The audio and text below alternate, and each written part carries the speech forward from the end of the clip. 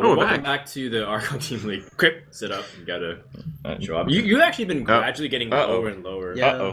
It's a curse, which is hilarious because when we all stand, Crypt towers over us. Not true. It's literally like the Empire State Center versus like everything else, or Empire. Oh god. Oh god. All right, I'm like it's fine. Don't worry about it. You're all right. You're all right. What am I thinking of? All right, Hearthstone. So how about that? We got Nihilum versus Valley Town. Okay. So like, what? All right. Okay. Well, Crypt made this really awkward. That's something that we're very used to here in Hearthstone. I tried to bury it, and you guys just didn't want to bury it with me. Yeah. I tried to bury it by myself, and then it didn't work. You know. Yeah. Well, it's a tough job. As a co-caster, we're there to help each other instead of adding on to the. Okay. Yeah, well, why was the GG button that way? Yeah, it's the RGG button. That's a good reset. Welcome back, everybody, to the Archon Team League Championship, day number 1. It's time for Value Town versus Nihilum, and I'm going to try my best to say that. I've been apparently calling it wrong all season. It's not Nihilum. It's Nihilum. Oh, let me try. Beat it into your tongues. Nihilum. Okay. All right. Well, I think I nailed it, so I'll just keep calling it that. You're pretty good, Crypt. Turns out you're pretty good. Yeah, it's good. You're good at talking. Yeah. We have one more match, and then we have Jeoparino, and then we're done for the day. Just like that. But each match, it does feel, a little bit grueling. There's a lot of intensity to it. I was talking to Strifeco, and he was like, yeah, I was really nervous. He's like, I was worried that we were going to lose momentum and then get cornered when I got benched, all these different things. Yeah. Well, they were in that bad spot. It's just Ecop got the right cards. He played it right, and really, it was just circumstance. I mean, Gara had one line of play that he thought was correct. I think you can't really argue that he was wrong objectively, but it certainly didn't work out for him. It didn't work out, and then there was also other instances, like every game that they were talking to me where they were like, oh, he did, like, for example, he chose to charge Druid the Claw to taunt it against Lotheb and the weapon. Right. And that also ended up costing the board for doing that. And so there's a lot of, like, little small, subtle things that people can always argue both ways, but we can use hindsight to always be like, yeah, of course. We just know better. Yeah. We have the hindsight. Yeah. I mean, Crypt was runner-up at BlizzCon 2013. I was down in the dumpster. Like, I was like way down. I have a cup. Yeah. Right. That's right. Yeah. So we've been having fun here. Hope you guys have too. Make sure to hashtag ATLC. We've been featuring tweets. Make sure you can get connected to. And I want to also shout out some of our sponsors for making this possible. They've been all throughout the broadcast, but we appreciate you guys been sticking with us.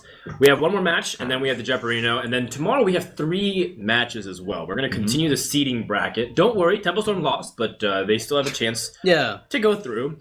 Same thing if they lose tomorrow. If they lose tomorrow, they still can win the whole thing. Well, theoretically, right. Even if you lose like all your games in the group stages, you can win. 3. You can win. You said they go 3 win the tournament. Yeah. It's just it's far less likely. It's if you look at the overall number of wins that you need, if you end up like last, you need more than the other players. Like if your team wins today, wins again tomorrow, you get that 2-0. You only need to win 1 more. So you only need to win a total of 3 games. Well, actually, if you go 0-2, you have to only win 3 games. Yeah. So I guess that's true. So the worst part is going 1-2, right? The worst is actually going 2-1 because you have to win 3. Actually, 1-2 and 2-1 both. 1-2, 4 games. Yeah. So you want either first or last in the group seeding. So Templestorm, right? So Templestorm's like best line of play here is to lose tomorrow, just like. But there is, I mean, maybe there's actually some strategy that if we actually think about it, like the first time it's going in my head here, because you can go like 0-2, you still only need to win 3, right? You get to change your decks for the final stage of the tournament. Right. Maybe you just throw your opponent some garbage, and then on the last day you come up with like some meta crushing. Maybe decks. that's exactly what's happening. Or not. Yeah, or not. I mean, here's the reality. If you win 2 games and advance through group stages in first, second, you get at least guaranteed $10,000 per player. That's fantastic. Yeah. So that's what these guys are playing for.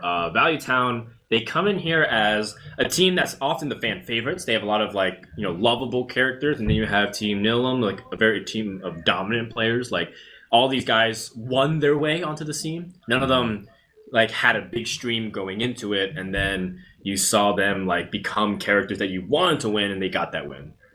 Versus Value Town has that, right? Kibler. So what you're saying is skill versus fame, right? That's one way we can phrase it. I think it's more about like it's a story of the people who.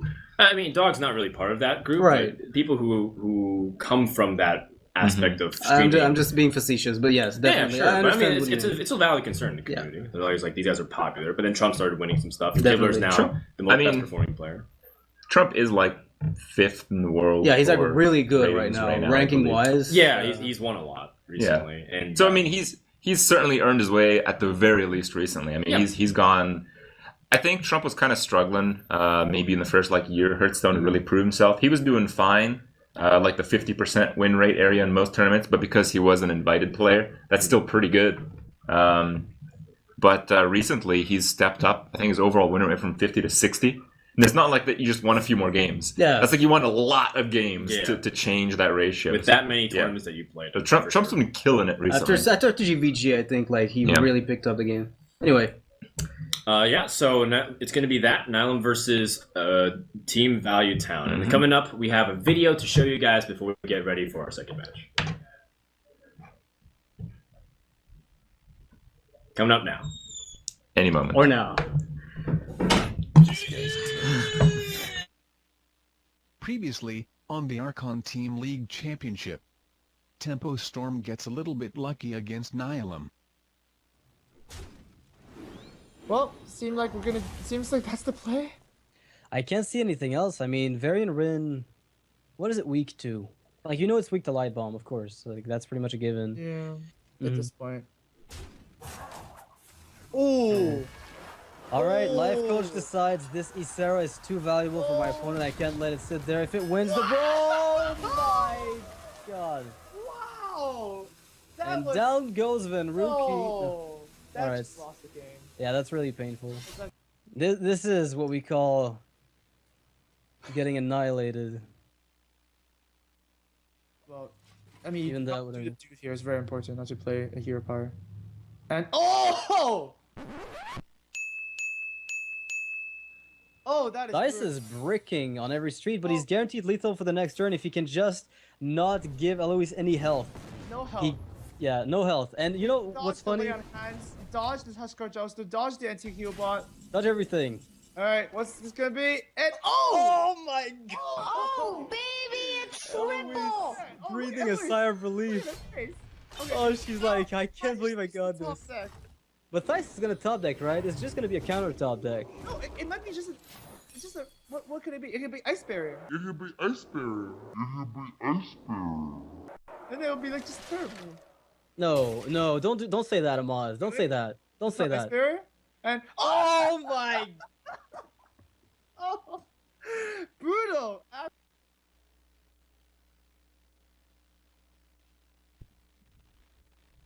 All right. Well, I So I, they I got thought, lucky twice. I thought there had to be like more lucky and unlucky I was moments in kinda the tournament thinking- so I was like, far. oh yeah, I thought it was gonna be like a montage of like crazy brawl shredders and like a bunch of like unstable portal stuff, but I guess This is like two Yeah. clips. I guess that qualifies like a lot of luck. Yeah, I guess he literally meant a little lucky because that's what it was. Yeah, Like, just they a little said, lucky. lucky. Yeah. 1 out of 4. Yeah, so those are some highlights. You guys can always check out the VODs as well. Absolutely. A lot of good times to be shared. But Ooh, more classes to be are up. made. Yeah, the classes are up indeed. There's warlocks. Oh yeah. Interesting. Both sides. There's a shaman. Oh, I was really hoping he'd start shaman too. Yeah. Because I think one of these surprise classes are always best. Just throw it out immediately and just win. Mhm. Just like stun everybody with the shaman. Yeah, it's happened before. The thing is, shaman right now, there's a weird, there's a few archetypes. There's the control shaman that a lot of people play with dragons. I don't know if you've played A it. Where lot you of play people. Actually, yeah, it's like it's getting pretty definitely- popular now. It's definitely like Okay. strong, but it's not popular. I Alright. think. Okay, it's strong but not popular. Sure. Yeah, the let's- word is like it's viable. right, viable. Deck. Never seen the deck. Elemental destruction It's is all I have to actually say. good, though. Yeah, Elemental is a good Yeah. card. I've been playing Malagos Shaman a little bit. Oh, It's not too bad. Yeah, I feel like it's a type of deck where if it's just good enough, it's like totally crazy. yeah. And I feel like it's almost good enough the way I played It's it. missing one or two Yeah, things to like yeah. just blast. You're like through. always one turn away from just completely owning your opponent. Yeah. So I think with some tweaks and some practice, I don't know if we're really going to see anything like that in this tournament because I think those type of details take a long time to Right edge down out. out. Yeah, definitely. Yeah, but yeah, maybe in the future. All right, so we have Kibler on Hunter, which I assume is mid range just based on the Houndmaster, and It's a Nihilum safe playing assumption Druid. for sure. Yeah. I think mid-range Hunter still has a lot of dominance over the Druid, just because it's difficult for Druid to climb over the early game curve of Hunter, especially with a coin 2-2-3-4 play that lands a Houndmaster to finish it off. Druids need to find early game, like Wild sometimes isn't even enough. You need like innervate into like a dominant board position with Shredders into Druid the Claws. It's also important to note that the innervate plays often don't even work because Freeze Trap just counters it so hard. Right. Like we saw Freeze Trap counter a Paladin earlier, right? Right. And Druid is on another level of getting countered against Freeze Trap. It's like you innervate it for 2 cheaper and you get it for 2 more expensive later on. Yeah. So Magic here, the good thing is that it forces your opponent not to play Wild Growth if they have a removal piece, right? They might decide to skip over it, and you might get the Juggler to swing it at least once. Okay, that's interesting. I think most players actually play the Creeper first, though. Yeah, they usually do. Trying to if get you the- can't for stop safety. it. Yeah, the same. But this is for damage because he has a very good curve, and if he doesn't if he chooses to Wrath this over, or doesn't choose to Wrath over Wild Growth, it's a lot of damage. Yeah. I just think if you want to make a coin play and you look at the hand you want to make a coin play, it's a 1, 2, 3, 4, 5. Actually, well, that's Yeah, a 1, 2, 3, 4, 5, it's actually right? insane. There's So a high main on the you're top. coining, right? But I think the idea is that if you play the Creeper and you want to follow up with the Juggler to get better trades, it's not going to happen against the Druid because there's like no Druid 2-drops except the Darnassus, which I mean, you can't really say for sure in decks. We've seen some Druid decks just skip the card now. Yeah. And the thing is, the Creeper might not kill it with a Juggler, so you want to make sure you can kill it with your own. That's a pretty okay draw for Thighs. Yeah, I'm still scared about everything Hunter can do on 3. This is a very big deal because that Knife Juggler will now get another hit, maybe even 2 if it's protected well behind whatever Animal Companion comes out. Yeah. And not to mention Eaglehorn Bow can also threaten the Shredder. Right. So it's just like this problem of too much damage being taken and then you're in trouble. Yeah, but Thighs is an excellent Druid player. I mean, he knows the matchup inside and out. Like, I think he's the only player in ATLC which, through the days pre-TGT, had a good win rate. No, a positive one. Positive actually. Yeah, win he rate. had the Everyone only else had player. a negative win rate with Druid. Yeah, so Thighs knows how to play the class. It's actually what made him popular back in the King of the Hill days. He's a Double winner. Wrath. I mean, back in the day, Tice was one of those guys who won 5 Zotac Cups Yeah. in a month. And there's only 4 weeks in a month, normally. He actually won an EU and an NA And the NA same at the day. same time. He Yeah. did that. Well, I didn't know that. And that was like, and then he won 10 King of the Hill show matches against like Strife Crow and like all these other really dominant players. So, and of course, RDU did the same thing, like in terms of earning his name. And Life Coach this year has been one of the players to look out for. Ooh, what about here? Houndmaster on the creature with taunt. And just do you go? The problem is the Drake being up. Yeah, the is a spell bit of a damage is so scare threatening. thing. Yeah, but you've seen 2 Wraths, so there's a swipe left, and that's about it. Maybe Living Roots. So maybe you wouldn't care about the swipe if you play Houndmaster because you put. Then again, you would pop the Creeper. Yeah, you have to kill the Drake. Unfortunately. What if you just kill command? You're Loatheb in next turn, probably. That's a great point. You could kill command. If you buff the Misha, well, then swipe's not as big an issue. Yeah, so Swipe's still not really an issue if you kill the Drake here. Yeah. Swipe's still an issue. Like, you just swipe the Houndmaster and then take 6. I think you're okay with that thing because you follow with Yeah. Loatheb and then you have more damage from the hand. Wow, that's a lot. Loatheb's of going to damage on run the board, into though. the Ancient of War, though. I think Theiss can stabilize this game. He's got the heal as well, so he doesn't get attrition. Yeah, I think should the double Wrath. I don't know if that's a play that a lot of people would have made. I know myself, I might have just Wrathed for 3. But the double Wrath is what allows him to actually keep up because drawing cards with this Wrath is basically guaranteeing that you can stay in the game for the long term, as opposed to just getting punished right away. Wow. Thorson opens up. Kill command What kills what it. does it open up for the next following turn? Shredder, Swipe, Darnassus. Yeah. That's a play. Oof. Do you just ignore it and just push face? I think you Loatheb. That's so much or is it- damage. yeah. If you Loatheb, Yes. it effectively negates whatever What you if you- just reduced what if you just- otherwise. Bow, freeze trap, Yeah, and just face. I like that. Like, I that's like the most face. damage. That is the most That is the most damage because you get 2 weapon hits over 2 turns. Right. And Druids aren't known for their ability to heal up a lot. I mean, Ancient of Lore might come in as a clutch heal, but they don't run heal bots unless they play like a really slow type of deck. Mind I remind you of Tree of Life. Please do Druids are known to heal a lot. not. Okay, yeah, sure. Oh, It's the best thing that Actually, happens in the live. most. the most, yeah, in the entire game. I feel like I feel like Tree of Life doesn't actually win that many games against Hunter, especially if they're mid-range. But on ladder, when you play it, Hunters are like, yeah, I'm just not going to waste my I'm going to time. fix that statement for you. Tree of Life doesn't win many games. Period. Yeah. Exclamation point. All right, so the Emperor's basically done nothing. Like, yeah, Ancient of War here. Like, what does it really stop? Nothing from Thais. It stops 10 damage, hypothetically, but... Yeah, I think that's the play. I think Ancient of War Darnassus is the only play you can try to stabilize with. I think what's cool is that he's... Still alive? Well, is that he's not dead, and there are ways for him to turn it around. But he's going to definitely need to get a little bit fortunate. Whoa, Kibler with the tracking. I'm What if liking it this. gets that owl for the lethal? Yeah. Mm. That might be a good consideration. I mean, like, your curve would probably either way consist of a kill command being sprinkled in with either trap or hero power. If you unless you want to play the though- bow. If you're tracking, though, you can't use the bow. Yeah, that's You the wanna use issue. the bow. But if you're tracking the owl, you just win. So I think there's a pretty easy choice. If he has an owl in the deck. Yeah, that's also a possibility. He probably might not have an owl. Yeah. Oh, there he goes. Hunter's Mark. Here we go. Almost. Hunter's Mark. Let's do this. Oh, What? insta it just automatically weird. didn't even Tracking said draw your next Iron Beak Owl. Wow, that was ridiculous. Thank you, Spectator Mode, for this golden moment. This was. How did this he was even great. click that so quickly? Maybe he has 3 owls. All those years of MTGO, man.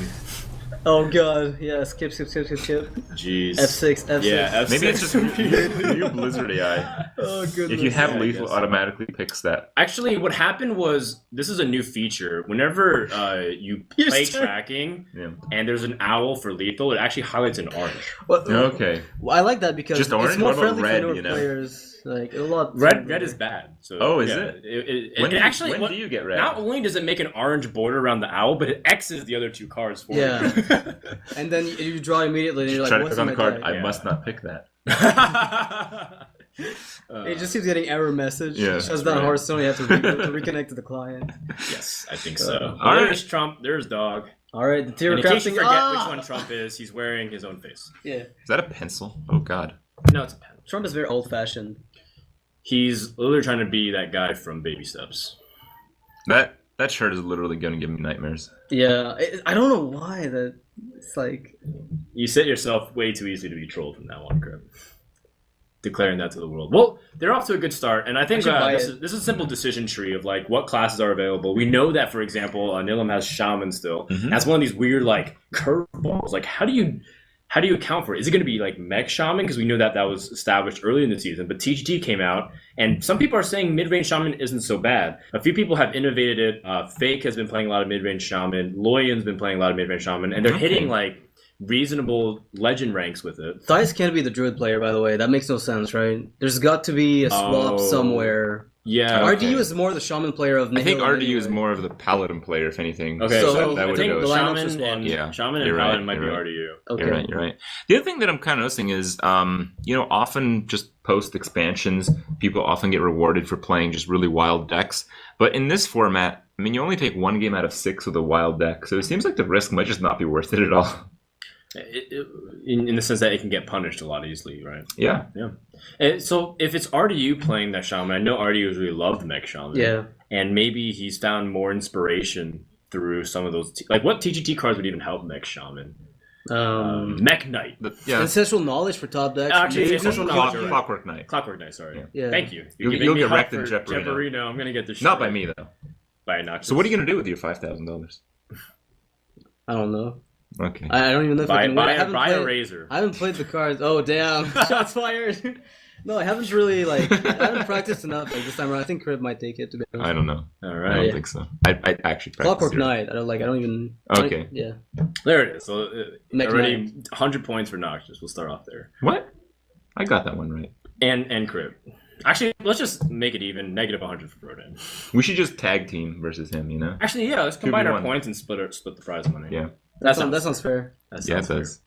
All right, speaking of fair, we have Life Coach playing probably Patron Warrior and Dog on Druid. Yeah. Have we seen Druid from Dog recently? Well, he was known as a Ramp Druid player back in the day, Yeah. but I don't feel like I've seen it modern Druid from Dog. He's played like Rogue and he's played Mage a lot. Yeah. I spoke to Dog about Druid, and he said, "I hate the class. I'm tired of it. I've played too much when I first started playing. So maybe TGT revived it in some form or another for him, but he didn't seem like he wanted to go away from Rogue and Mage. Like, those two have been his core classes for a while now. Yeah, the problem with Rogue is that it's become even more volatile because a lot of decks have shored up even more of their early game, and that's where Rogue struggles the most. Yeah. Because they're stuck hero powering. So it feels like Rogue's not in a very good position. It's almost certainly the bottom deck right now in terms of team conquest, I think. But I don't know. Maybe we see one Rogue. I don't know. Oh, no, we know we've seen. I told you earlier, I've literally not played against the Rogue At all? since TGT. Yeah. Like in Arena or in. Oh, in Arena, I play against the lot. Yeah, every time. Because it feels like it's actually the other way around. Like Rogue might be pretty good in Arena. They're Yeah, top, it is. Yeah, I'd maybe say one of the so. best classes. It is one of the best classes because it counters Paladin so hard, and that's gone up. But anyway, we're talking about Constructed. Rogue, yeah, never played against it since TGT and Constructed. I'd be kind of sad if it didn't make an appearance at all in the finals. But, I mean, we've seen the 4 teams, and even though we know the deck lists, there is a possibility for them to submit Rogue for day number 3. Yeah. Assuming someone between now and the next 48 hours, they can find the optimal Rogue list that can completely destroy the field. Yeah, a lot of people seem to think it would be like a modification on oil, where you just take the oil deck and modify it a little bit. That's kind of been the case how it's survived since GVG. Pretty much, yeah. It hasn't really Actually changed much. thrived. It's not really survived. Yeah. Rogue's just been fairly good since GVG's introduction of oil. But yeah, it hasn't. I mean, Rogues did get a weapon in TGT. Yeah, It's just not one you want to blade actually got flurry two. most of the time. Yeah, it's so they actually got awkward. 2. They got Poison Blade, the Justicar True Heart buff Oh my off the god, hero power. Oh yes, you're right. the Justicar. The crazy weapon, In the 2/2 Rogue. weapon, like the Buccaneer for 6 Wow. mana. Yeah. That's And, right. and you think you'll lose at Jeoparina. Yeah, you know that more than I didn't even think of that. Like, You surprised like yeah. every person watching right now.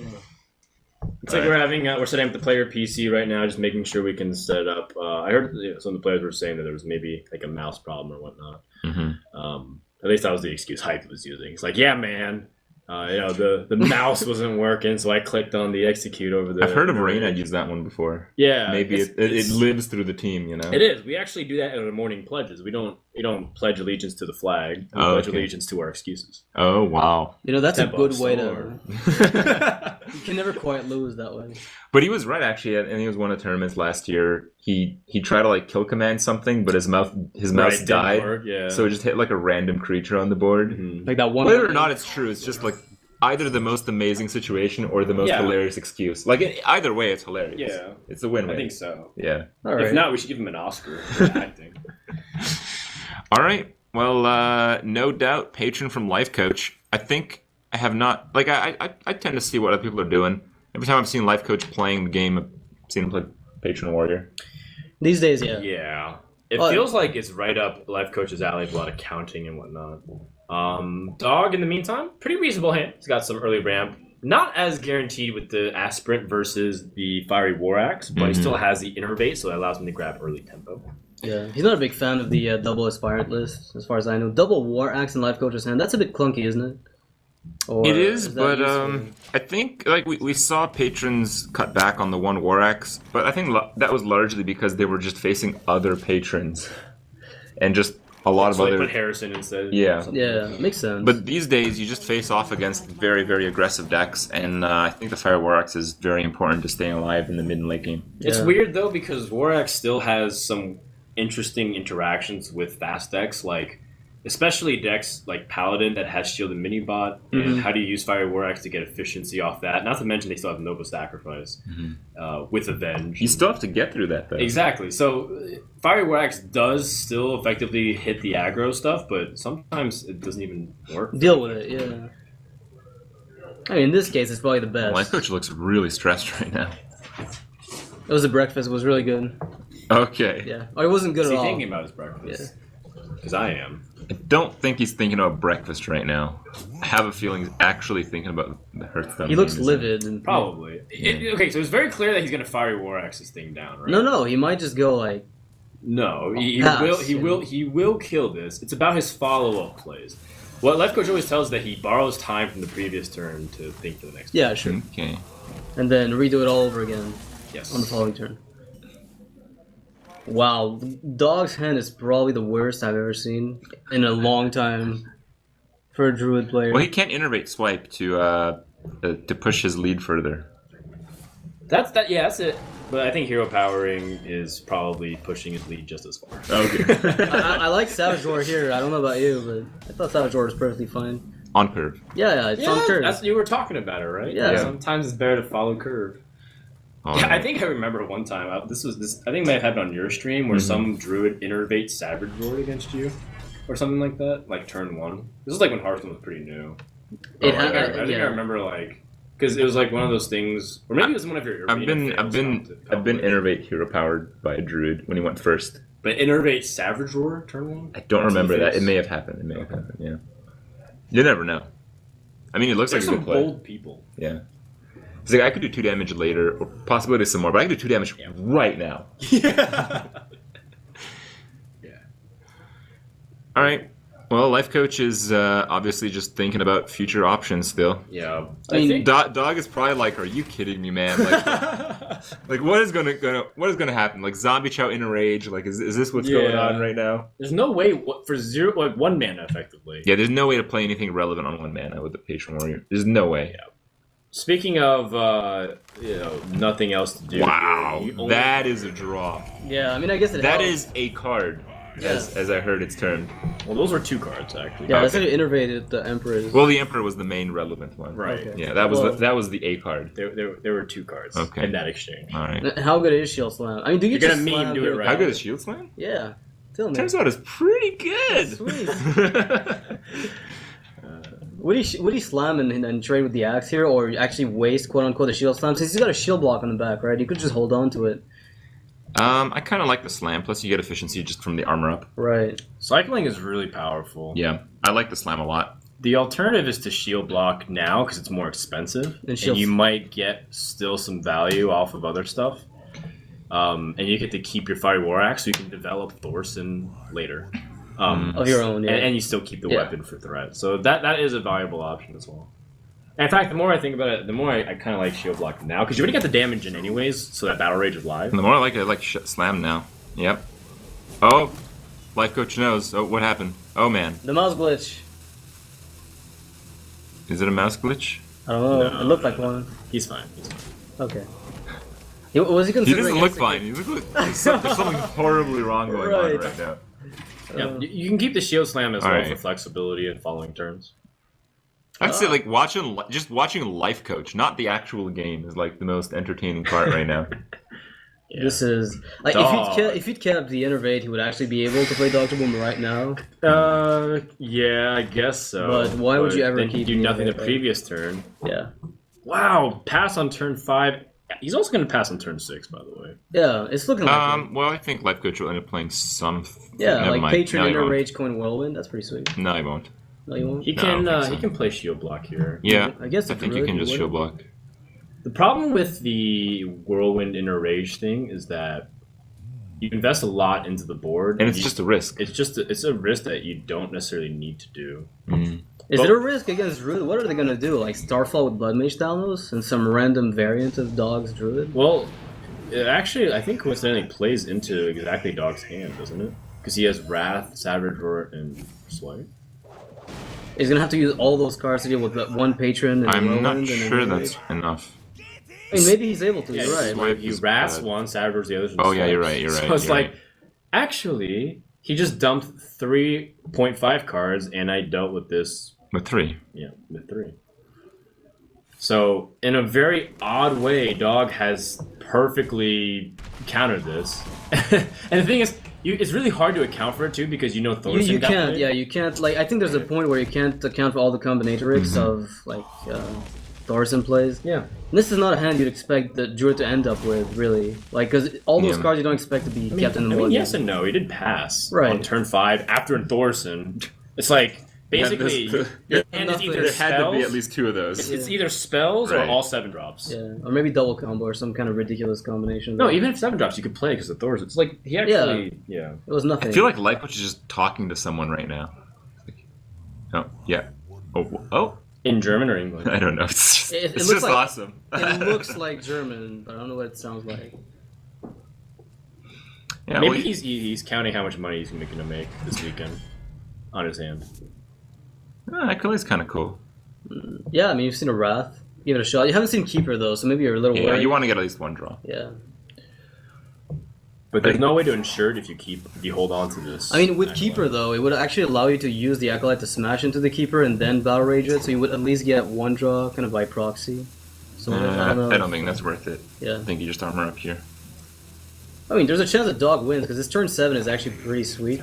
But, I mean, Life Coach still has answers. This is a cool play. So his opponent just used swipe. There's like little chance, and a Wrath. There's little chance that he can answer this directly, and even if he does, he's giving up a big portion of the turn. Yeah. And can't develop Ancient of Lore. He's recognizing that this is like the turn that Druid wants to turn it around. Mm-hmm. With big draws. But with that Shredder draw, it just makes the swipe play much better. Yeah, but Life Coach's play was definitely the right one, right? Because it forces the Druid to have the answer, and it's unlikely he does. And Dog just happens to have had a really good Emperor early. I think the main answer there was actually Drew the Claw and Charge. The give to the Fire War Axe.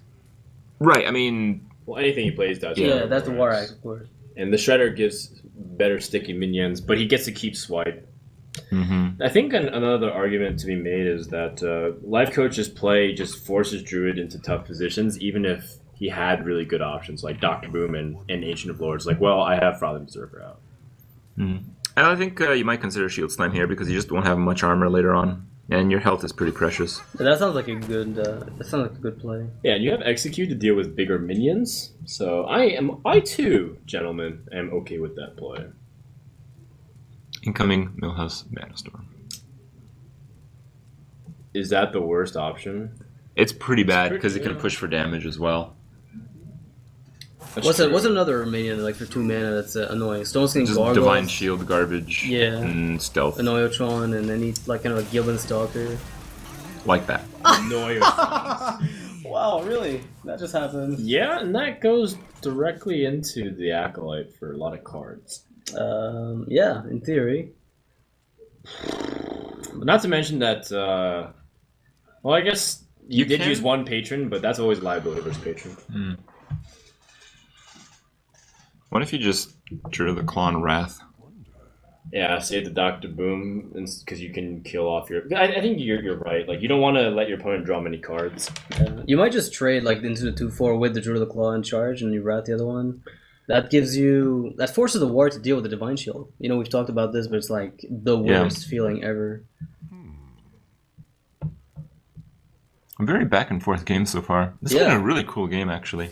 Considering the awful draw from Dog initially, that ended up paying off. It's not like Life Coach has had the most... Life Coach is feeling the heat from Dog right now. Wow. Yeah. That's right. Oh, man. And it's not just from Texas either. So much. Like, the weapon clog is unfortunate, but I mean, it's going to compensate for the fact that he's going to have to smash his weapons repeatedly into the Anoyotron. Mm.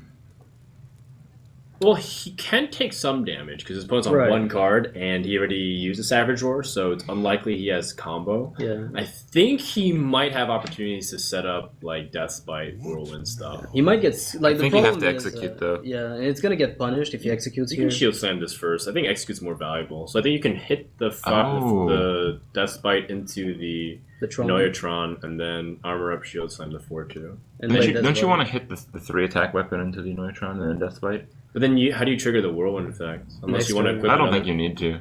But then you can't draw with the Acolyte and then Battle Rage next turn.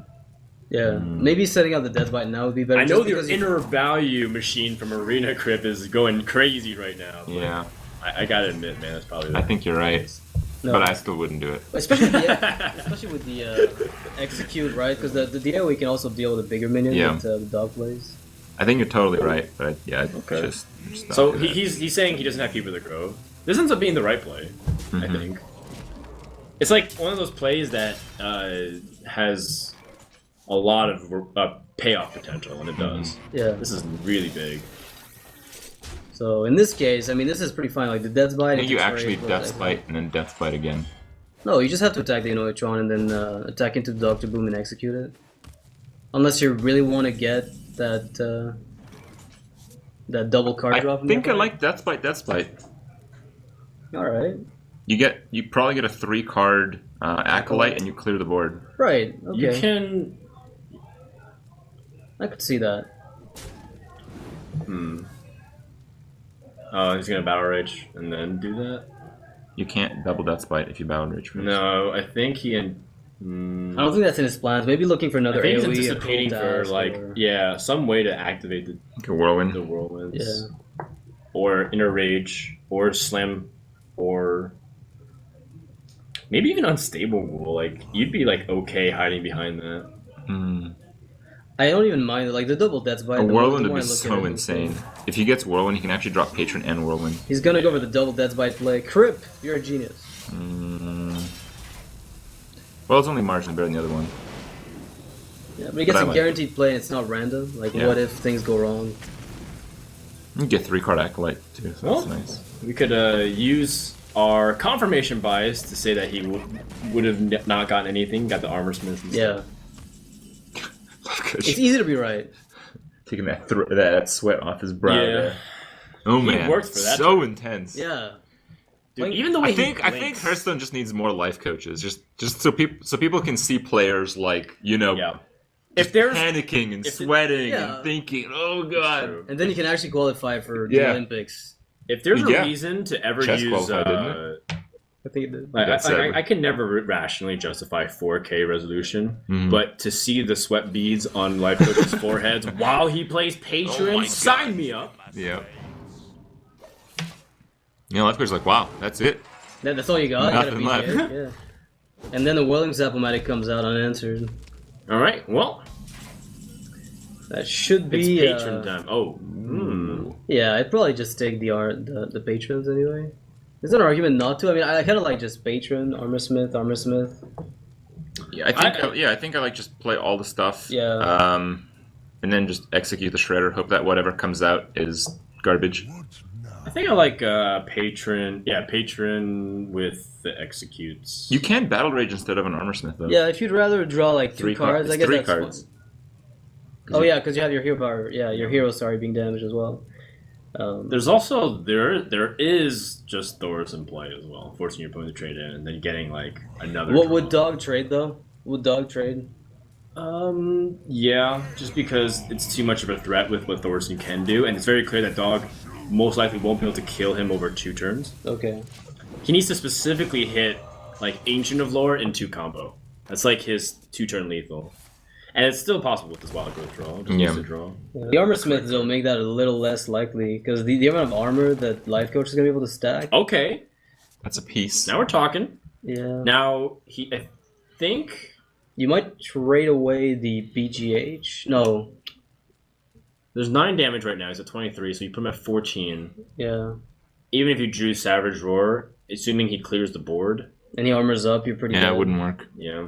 But the Pilot Shredder does stick onto the board, so it's very hard to remove everything. What about Force of Nature, hero power to kill the Emperor and you push for 10? You push for And you 2 extra can't- that way. Yeah. You take 5. Yeah. Oh man. But the problem is that he doesn't actually kill him the following turn either, because he only has 8 power on the board. Hmm. And he already did use 1 Savage Roar, right. Yeah, it's pretty unlikely to actually draw the other one. I mean, do you play around Patron since you've already seen one as well, right? That's the other consideration. How much do I expect him to have it? Oh, okay. He blinks. Alright. He blinks. Life Coach seems happy.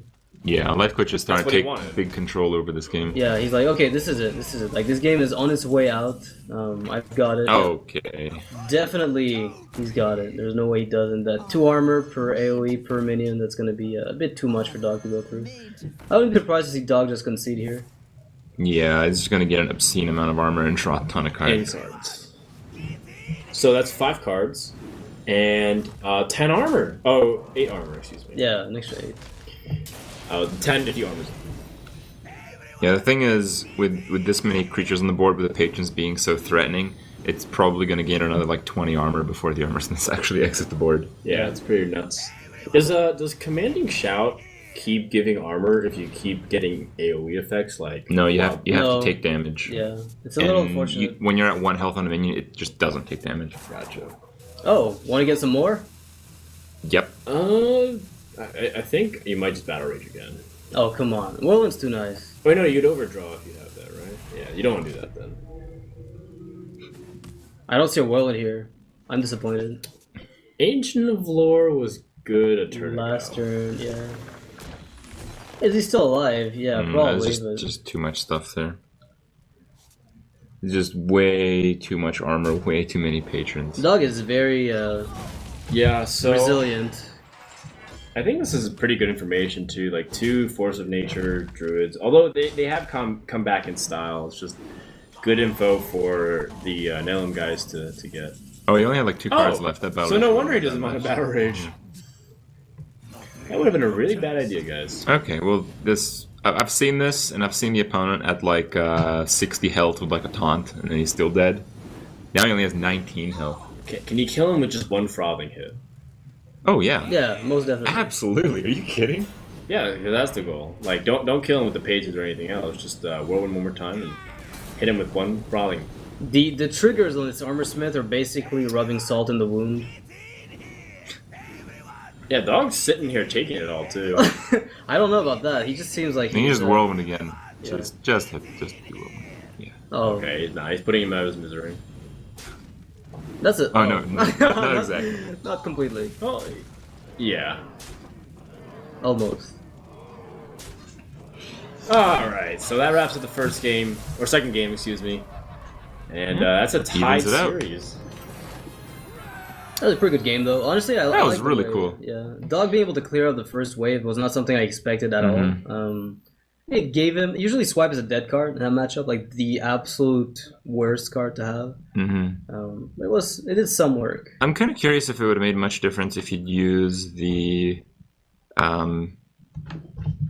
Druid of the Claw to kill, I think, the 2/4 instead of the swipe. Oh, That's a good question. Well, I think it would have gotten so that he could died use to the war on the axe. patrons to final turns.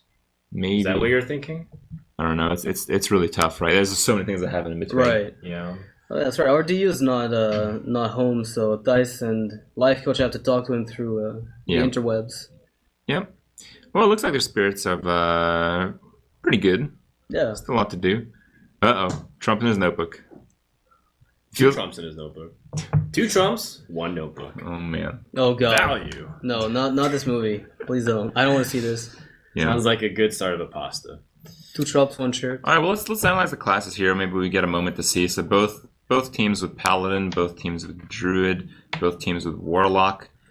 Only Valleytown bringing the Priest, and only Nihilum bringing the Shaman. Yeah, we still have to flip RDU and Dice. Like their lineups are probably swapped, based on what we've seen. So Oh, there's no Hunter from Nihilum, Yeah. actually. That is Yeah, they did that too in the very final weeks, and Of it was a the very ATLC. interesting choice considering that Hunter had the best Hunter win rate had the across best the win tournament, right? right, and they did again. I mean, it's really interesting because I think RDU was the guy who brought Hunter a lot, Mhm. and now they're not bringing Hunter. They chose Shaman over it. well, I mean, I remember that week, right? That was Yeah. their descent to hell. That week was the beginning of the descent to hell, where they just kept that's going right. down and When down they're and like down first and down. place, Yeah, and they hit like 6th place or something. right. And then they had to climb back up through Satellite Redemption and everything. But and I- eventually, they made it through. I thought in the climb they didn't have Hunter, right? In the climb, they had it pretty frequently. It's Oh, they at did? the very Okay. last week they Okay. just decided, oh, let's just switch it up, and it failed miserably. But it might have just have been the Hunter. Might have been other things as well. There has been also brave choices. Like I think one team didn't bring Warrior one week. As Oh well. wow! And then Yeah, it I was think I've seen that as well. That was like I was like, wow, that's really crazy brave. Like I can't believe some of the courage that these guys have in terms of messing with the lineups. But that's partially what's cool. This matchup is definitely more diverse. We have almost every class represented outside of Rogue. Mm-hmm. Now, in terms of the classes, how predictable do you think Kibler's Priest is? Oh man, I don't know what could be in there. It'd be cool if he just like brought the Undertaker priest for good old times. Goodness! Oh wow! Please no. Yeah. As far as the other classes, I wouldn't put it past Trump to also bring mid-range Paladin as Strife Crew did. I think he's also going to bring Handlock. I think so too. I think he's been playing mostly Zoo in the tournament, hasn't he? Yeah, he has. He But I used to feel play like him. Handlock is just better than Zoo right now. And it especially has like super hard counter matchups, which is what you want in a deck in a tournament format. Yeah, I would assume that Trump's bringing Handlock, and then I would also say he's bringing Secrets Paladin. I say this because I think Monk convinced Trump that Secret Paladin's a good deck. Before he was unsure, and he wasn't sure, but I think Monk like spent half an hour talking to him at PAX, and then Trump's like, "Okay, I'll bring it." So Yeah, but it does take some practice too. I mean, we saw Eloise kind of make some like 2 turns ahead plays that ended up in her winning the game because of it. And I think these are actually pretty hard plays to see because the mid-range Paladin playstyle is so different from the aggressive one. it does. And we'll see what RDU's Paladin first comes out. He's been playing aggressive Paladin decks almost all league. I mean, I feel like RDU's been playing aggro decks all league. Yeah. I'd bet on Secret Valley because like when I was casting with him last time, he basically said it was the first day after I think 6-0 just went with a really bad run with his Paladin. RD said, "What do you think of Secret Paladin?" He said, "I think it's tier 1. It's above Patron. I think in like 1 month everybody will rage about it." One day after the event, so it was pretty interesting. It's pretty interesting that Dog went out again though. I mean, it's Druid again though. I mean that can lose. Against aggressive Paladins, though, I think Druid does a little bit better, but I still think it's tricky. The only thing is that you have to make sure to get the standard anti-aggro Druid stuff, like the Keeper of the Grove. Darnassus Aspirant actually has helped a lot because it's like an early game play.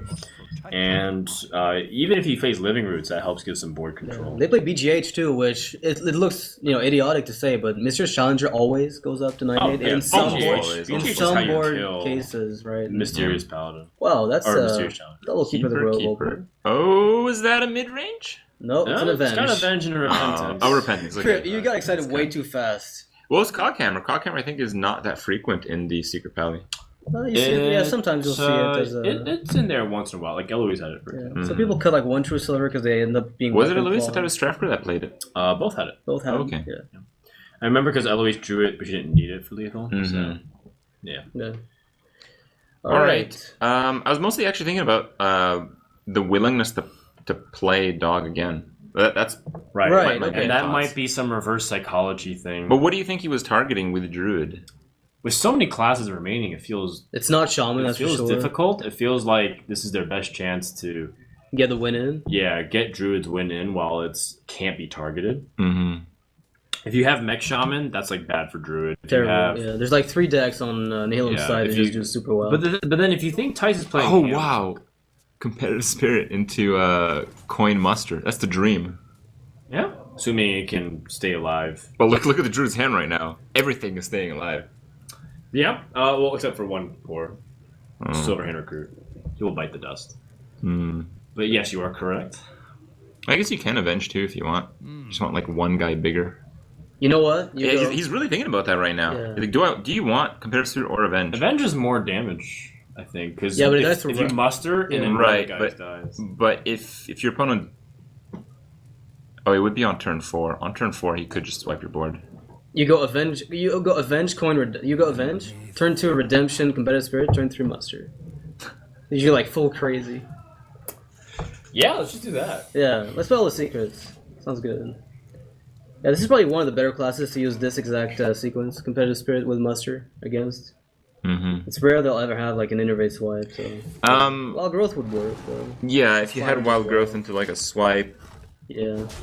I mean, there's answers to everything in Hearthstone. Except charging for all things, but other than that, there's answers to everything. Wow. Right. Snipe. You can't even do Misdirection. Misdirection.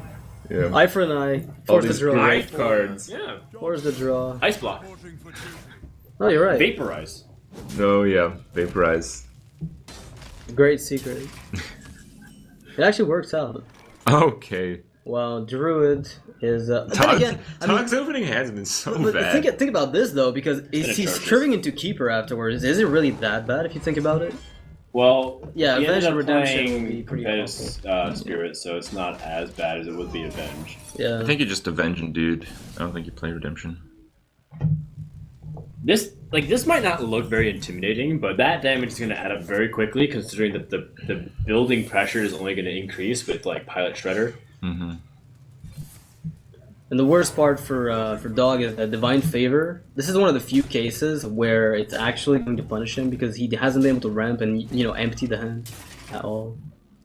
Oh, that's a pretty good pickup for future turns you could set up. Yeah, he has does the accept keeper here. Revenge. Do you pilot a Shredder simply, or is that... Oh, that's an interesting choice to play against Avenge on a later turn. But I mean, you don't know if that's Avenge. That literally is anything. Yeah, this is for the moment. It could be Noble Sack. You play a Shredder and you get punished. It could even be that in competitive spirit. Yeah. Because he played it Right. the sequence. So if you play Shredder and it's competitive spirit, you're done. You just lose. Wow. The spell. You know what? I've never actually been faced with a situation where I literally can't do anything. This is like he's paralyzed. Usually against Secret Paladin, you can almost mash. If you mash them in the early game, you're fine. But when they drop secrets, Playing Keeper only loses against Avenge. against Avenge, yeah. The flip side is that's what he has. Yeah. Yeah. Do you ever silence the 1/1? Science. Just set up a crazy swipe, and that you don't risk running into anything that's dangerous. I don't hate that. All you still is versus competitive spirit. Yeah. Yeah, you do. Yeah. All right. Well, he played into Avenge, so I guess Dog is not playing very well, right? Well, it's kind of just working kidding. out though. Yeah, obviously you can't do anything. I mean, it's working out. If I think statistically he made the best play. I think the keeper plays around Agreed. all secrets except Avenge, and then Avenge comes, and then you're really sad. But I mean, it's still fine, right? Because the swipe can take care of this if he doesn't trade. If he trades, the second keeper finishes off the. Well, he gets like a 3-card Divine Favor, so that's pretty bad. Or he can even save Divine Favor, maybe get a 4-card Divine Favor next turn. Oh, what do you Divine Favor now? You can't Divine Favor next turn unless you draw a really early game card. I don't think so. Like the question is all about whether or not RDU makes the trade into the keeper, or if he plays Shredder and goes face with a 5. I don't think you go face for the 5. I think you're too vulnerable to swipe. Right? Yeah, exactly. So whatever you do, you don't go face, I think. Well, he's thinking about it, so... I mean, it is a lot of damage to miss if you just end up hitting into this keeper, and your opponent has to have the swipe. Yeah, would he have... The question is, would he have That's played a bad it? swipe, though. It's an okay swipe. It kind of clears everything except for whatever comes out of the pilot shredder. Yeah, which is going to be a Whirling Zapomatic. We haven't seen that yet. With Blessing of Kings. It has to happen, yeah. And King is going to come Oh off the my top. god. Yeah. It always happens. That's one-off lethal if it actually happens. Oh my god. But he's got Life Justice. Yeah, that's like... No, it's with Next Justice. turn, he wouldn't have the extra durability even. Oh no, it's not one-off lethal, it's 3-off. Alright.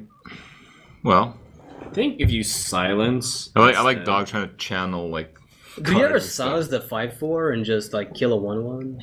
Yeah, I think so. Yeah, it looks okay. It gives you better board presence because the problem with swiping is... You still that- lose everything. You give him initiative, and you he got has nothing. something on the board and a weapon. You don't have anything. Yeah. And you're going to have to start from scratch again. I'd even consider just silencing and going face. You still have to win the game, remember that part. Right, you have to deal. Yeah, damage. but you have swipe. So is that your rationale? That Yeah, you can swipe? you'll swipe. What about kings? It doesn't matter. It's still another 1/1. All right. So what does RD decide to do? I mean, she'll juggler minibot redemption. Kind Yeah, of wonky, I think you actually maybe empty the hand, right? Yeah, you want to empty the hand as much as possible.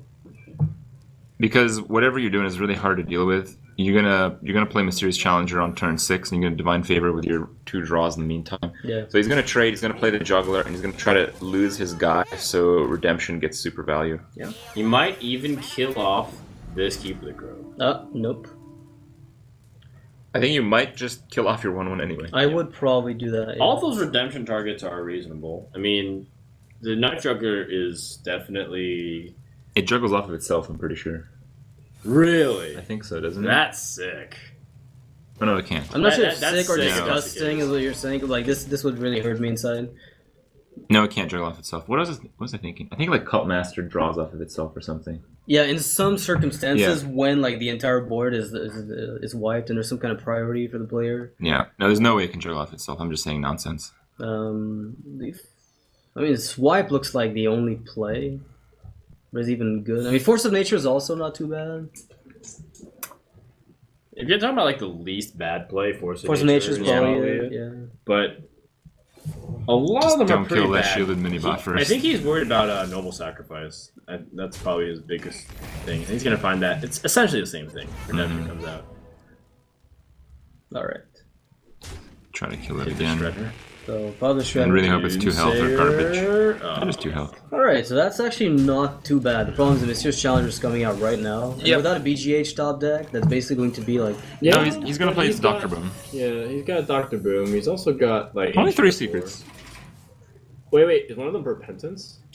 I don't think so. I think RDU might have cut them out. Avenge. He hasn't played a second Competitive Spirit. Competitive And- Spirit and Noble Sacrifice. Yeah, RDU was arguing for less secrets in the Paladin deck when I talked to him last. Well, he's got the Shredders and the Divine Favor, and those are 2 conflicting cards, so you do have to kind of get rid of Yeah. something else. But man, that Divine Favor is gonna crush. Dude, there's so many cards in the hand of the Druid. Yeah, that's the thing. He hasn't been able to empty anything. Oh, there is Repentance. Wrecked. Consecration top deck. Doesn't matter. Divine Favor. Oh, he's only running 1 Competitive Spirit then. It's possible. Yeah. No, it's certain. Didn't Yeah, there's no way he plays more than one. He played trigger 1 more early than game. one? Oh, do Okay. people play more than one? Yeah, I've seen him. Oh, okay. Interesting. I I've, usually I've expect seen some lists where the only secret they have 1 of is Repentance. Repentance. Okay.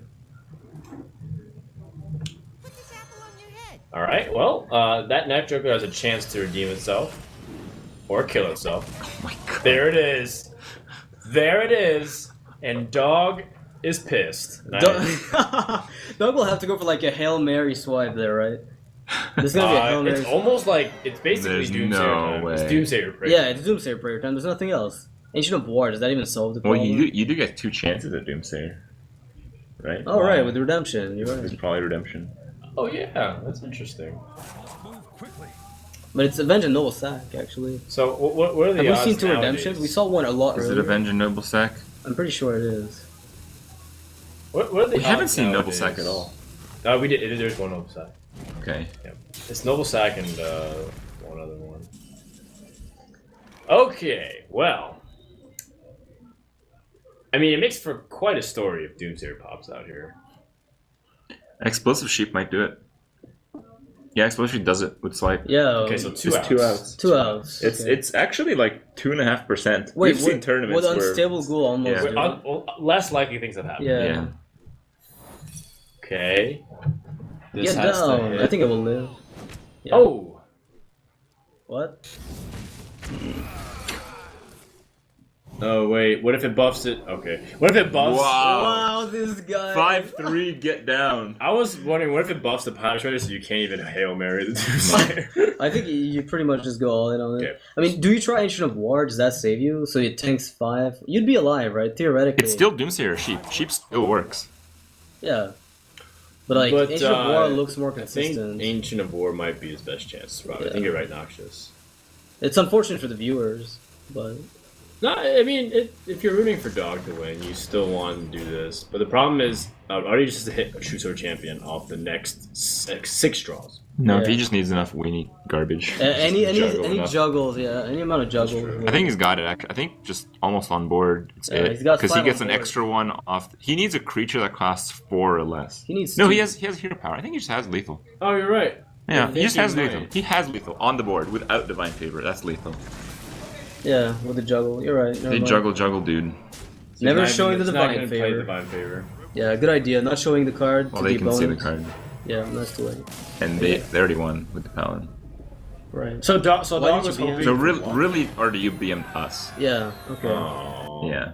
He just doesn't want I to. feel cheated out Yeah. of the 3. Yeah. He didn't want to show more of his cards. More of his Zog deck, looks like a. Try hard to you. Mm-hmm. Oh wow. Wow, Amaz. Amaz giving him some comfort. It's like it's okay, dog. Like it's okay to get benched. It's not a big deal. Yeah. Just I mean, two losses in a row right at the start of the match is not really a big deal. Like Julio is amused. Look like he's laughing at Dog. You do see that? it's only one of your teammates has High to get away. five from hype. It was a low 5 to be fair. It was a low was. 5. It was. Amaz It's very okay, very dog. accommodating. Like here you are. Have a Okay, seat. Dog, you're still handsome and good. The looking. Chinese hospitality, and good right? at Hearthstone. Hmm. Oh my Wow. god. This has got to be the most humiliating moment I've ever seen. That's right. Here at the Archon House, we treat people Very like they're, nicely, like yeah. they're humans. Yeah. We give them like good breakfast, but then dog food. Well, yeah, That may have that wasn't actually been exactly how it went It was. according to plan. Value Town, I guess their notebook's not really helping them out, so they gotta go back to the drawing board. Now it's just up to Kibler and Trump. Mm-hmm. But the series just started. It's 2-1. Yeah, It's we've seen- 2-1, but you don't want to start this way. I think if you had like, let's say hypothetically you had to get a player benched and we had no choice. I think in the very beginning of the series, it's the least damaging. Mm-hmm. Yeah, Kibler might play Priest. What does it have for bad matchups? I guess the Mage from Life Coach. Life Coach tends not to play free, so we're expecting some kind of tempo. I've seen him play mech. Why doesn't he play Freeze? I think it'd be a great deck for Life Coach. Yeah, He likes playing. I think he just likes playing Tempo Mage too much. Yeah. Life Coach is really weird. I always think he likes really complicated and but advanced that's decks. not it. But I think he just likes really powerful decks. That's all. Okay. He likes Handlock because there's like always like relevance to do stuff like Tempo Mage, Mech Mage. Like that was what he used to play back in the day. In fact, Life Coach had this really crazy Mech Warrior back in the day, Oh goodness. I tried that for like remember 3 that. games. and he actually won. Like had a winning record. It was like a 60% win rate in tournaments, and he's played like 8 or 9 games of it. So. Well, Nobody Is it- else could actually make it work. Did Everybody the, else would try and just did that- failed. Did that piece of garbage 1-3 make the cut? Which The one? Warbot, yeah, The it was a Warbot. staple. Oh yeah, It was a yeah. staple One of in the deck. the Warbot was a staple. In the Yeah, you it was like in one you game, laugh, man. but it was pretty good. Yeah, you like Inner Rage Rampage, man. Like you can't. What? I don't think he did that, but I think Cruel he. Task. That's a good follow-up, though. Yeah, What does that even make the card? A 4-2? It makes it a 7-5. Yeah, it's a pretty big minion. Oh, it's +1 attack, right? It gets. Mhm. So you Inner Rage and then you get plus Yeah, 5. it's 7-5. It's pretty crazy. All right. Well, back to the relevant part of Hearthstone here. Priest. Probably Priest, but again, you have to consider the fact that no. I don't when if you win with Priest, again, you're in that situation where you don't have evenly distributed check marks. Yeah. And that makes it so you kind of run into that bench issue again Sure. and again. So for all intents and purposes, Value Town only has Trump, basically. Yeah, I Mhm. think playing the Paladin here is okay. It's pretty good against most decks here, unless Life Coach is playing Tempo Mage. Yeah. The thing about Priest is for the exact reason that you mentioned, Crip, plus the fact that I'm pretty sure we can put Tice on Handlock. Mhm. And that's exactly what's going to be. So I like the Paladin here from Trump. Yeah. Do you expect mid range mostly, or did he really get sold on a secret? Actually, I think Yeah, mid range is better against Handlock. By the way. The mid-range Paladin? Yeah. I think it's debatable. I think Divine Favor makes a huge difference because you often dump the hand. It's not in every Pally deck. It's not in every Paladin deck, but Paladin in general just has a lot of tools against it. If you're mid-range, you have Alder Peacekeeper to reduce all those giants' attacks to 1. You have Equality, so you can just push through any big wall. You're on silence these days. You have Still. Silence, and your big threats late game can carry you enough because they're flirting with Disaster with the Molten Giant. It's kind of a weird thing, though. I think Paladin counters Handlock really hard, but if you play Demon Handlock, Uh-oh. Speaking of the... Uh-oh. That looks like a Zoo deck from Dice. Zoo Boys. With Divine Shield, that's actually giving him a little bit more like breathing room against the Secret Pally deck as well. Kind Interesting. of. Still kind of stinks against Mustard for Battle, though. Yeah, Muster for Battle is just too strong, really. And Trump has Avenge into Muster. And Competitive Spirit. Yeah, the competitive spirit is pretty valuable too, but one of the biggest problems of Zoo is that fundamentally it wants to trade a lot. Yeah. Because it needs the board control. And then Avenge just makes trading impossible to usually do it cost effectively unless you have an early board lead. Competitive spirit is also valuable, but it's usually you trading on your turns, which Paladin excels at anyways. So I think the Avenge into the Muster for Battle is going to be nasty, and Tice is going to have to... Yeah, he's not playing against Druid. He can kind of assume that you can take out a few more of the cards. I wonder if Trump does this thing of like not mulliganing into the last second to not reveal information. That's Sea Giant. Oh, that's pretty good pretty against Muster for Yeah, Battle. turns out it's Not actually bad. playable. Sea Giant. He's gonna go for the Dream. So Ooh, that seems really risky. Like if Dice just plays a card, Yeah. it triggers on one dude. well, he's going to play Muster for Battle. I mean, the Egg plus Powerful Whelming could give him the potential to Yeah, exactly. trade 2 guys and then waste the Competitive Spirit on a single target. Well, there's a chance that Trump decides not to play it if there's only one target. Yeah, so he tossed away Avenge. Right, and kept Competitive Spirit because he wanted to get a Muster play, but Oh, you know what? Wait. What?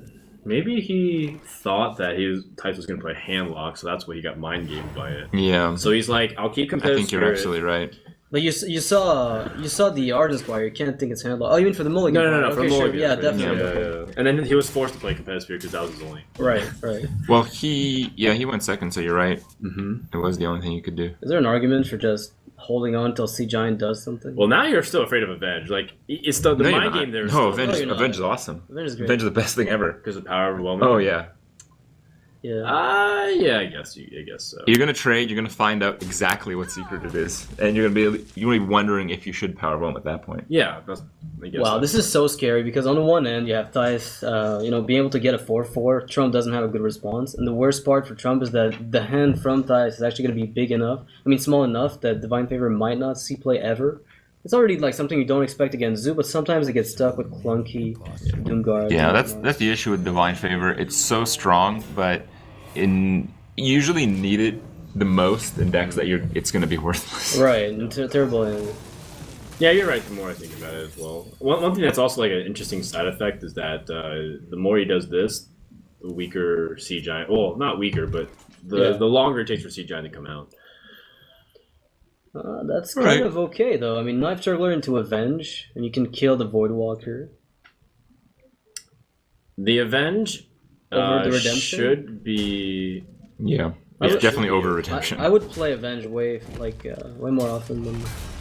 I'm just trying to think like what happens if What if it's Noble Sack, right? like what do you expect your opponent to play on 4? It's usually Implosion. Mm-hmm. So if you play Knife Jugglers and Avenge, He kills your entire board. Yeah, and like he has a bunch of 1/1s, and you But have True Silver. As I a think there's no follow-up. way around that. Yeah. So I think you have to go with the best play. Yeah. Unless you really want to risk the fact that the 2/1 might just do nothing. Well, it's not the 2/1 won't do anything. It's like he'll most likely kill a Knife Juggler, Yeah. and then it'll buff and it'll trade with his 4/4. Yeah. But we know that that's not the case at all. Trump will have to face the Void Caller instead, which doesn't have any follow up apparently. It's still a pretty decent play. I mean, you really just want to dump your hand. I think if you dump your hand with the... Oh, that's good. Oh. That's really good. What a great top deck. Not God. bad. Yeah, you just want to empty your hand as much as possible because when you're both out of cards, you are going to win as the Warlock. Yeah. So there's a lot of ways to interpret this card. It could be Noble Sacrifice, so that way the Knife Juggler stays alive. It could be Avenge number 2 because of the sequencing. Well, Noble Sacrifice doesn't really affect the way you attack, so you just don't play around it. Yeah, I think I'm you're just- still going to lose your Yeah. guy. Yeah. And of course, there's the Redemption, which we know is here. Avenge. Oh, it's the Avenge. Excuse me. You're right. You know what we need? We need like this new application for Hearthstone Spectator Mode with all the secrets displayed like clearly on the side. He still cannot draw from Divine Favor, which means I think you might even want a True Silver. Oh. He's gonna keep the 2/1 alive, I guess. He's gonna have 2/1/1. Well, Yeah. 2/1/1s. Yeah, So he doesn't want to trigger the Void Caller. yeah. I Doesn't see. want to trigger it. Makes sense. Mhm. I think. Yeah, I like that as well because I think he's afraid of what the Void Caller can pull out. It seems like his opponent has like a couple of cards that might be clunky. Nah, Divine Which- Favor which- might That is draw. very clunky. Yeah, it's kind of hard to play this. Wait, no, yeah, never mind. Yeah, Divine Favor is going to get really good value here. Yeah. Because I think you have to tap. You can't risk playing nothing here. And right now you're playing nothing. You might play. Void Caller. Yeah, would you without a demon in hand? It's With kinda- now that you know that's Redemption and it's Noble Sacrifice, it's a lot more minions onto the board. Yeah, you're still 1 mana away from getting the dream. But Oh, that's so. That is so. That's such a tease. Like yeah, Sea Giant can't come out until 1 more mana. It's really nice, though. Really nice that he made that play. That's hard to do. And now Trump can basically draw 1 card if he wants. yeah, and now that he's also exposed to having to deal with the Void Callers. I think the reasoning is I can't actually play around with the demons come out, so I'll just ignore them and let him trade if he wants. Oh boy. Yeah, Drawing 1 card's still better than nothing. uh, In this case, he's just gonna try to aggro his opponent down, I suppose. yeah. If Slice actually had 1 more mana, he could play Doctor Boom and Sea Giant. Oh, right, because of 3 minions that come out with Dr. Boom. That's a pretty good life tap turn. Oh my god! Oh my god! That is so gross. Brutalized. He's gonna pull out the Mal'Ganis. He could have pulled. Oh man. This is going to be devastating for Trump. Doesn't even get a divine favor now. Yeah. Denies the divine favor as well. Yeah. Trump is just, he literally just eye rolled a little bit like, oh, yeah, I expected Mal'Ganis, you know. That was unbelievable. Yeah. I also really like how Trump's sitting in a posture that, you know, squints the eyes of the t-shirt.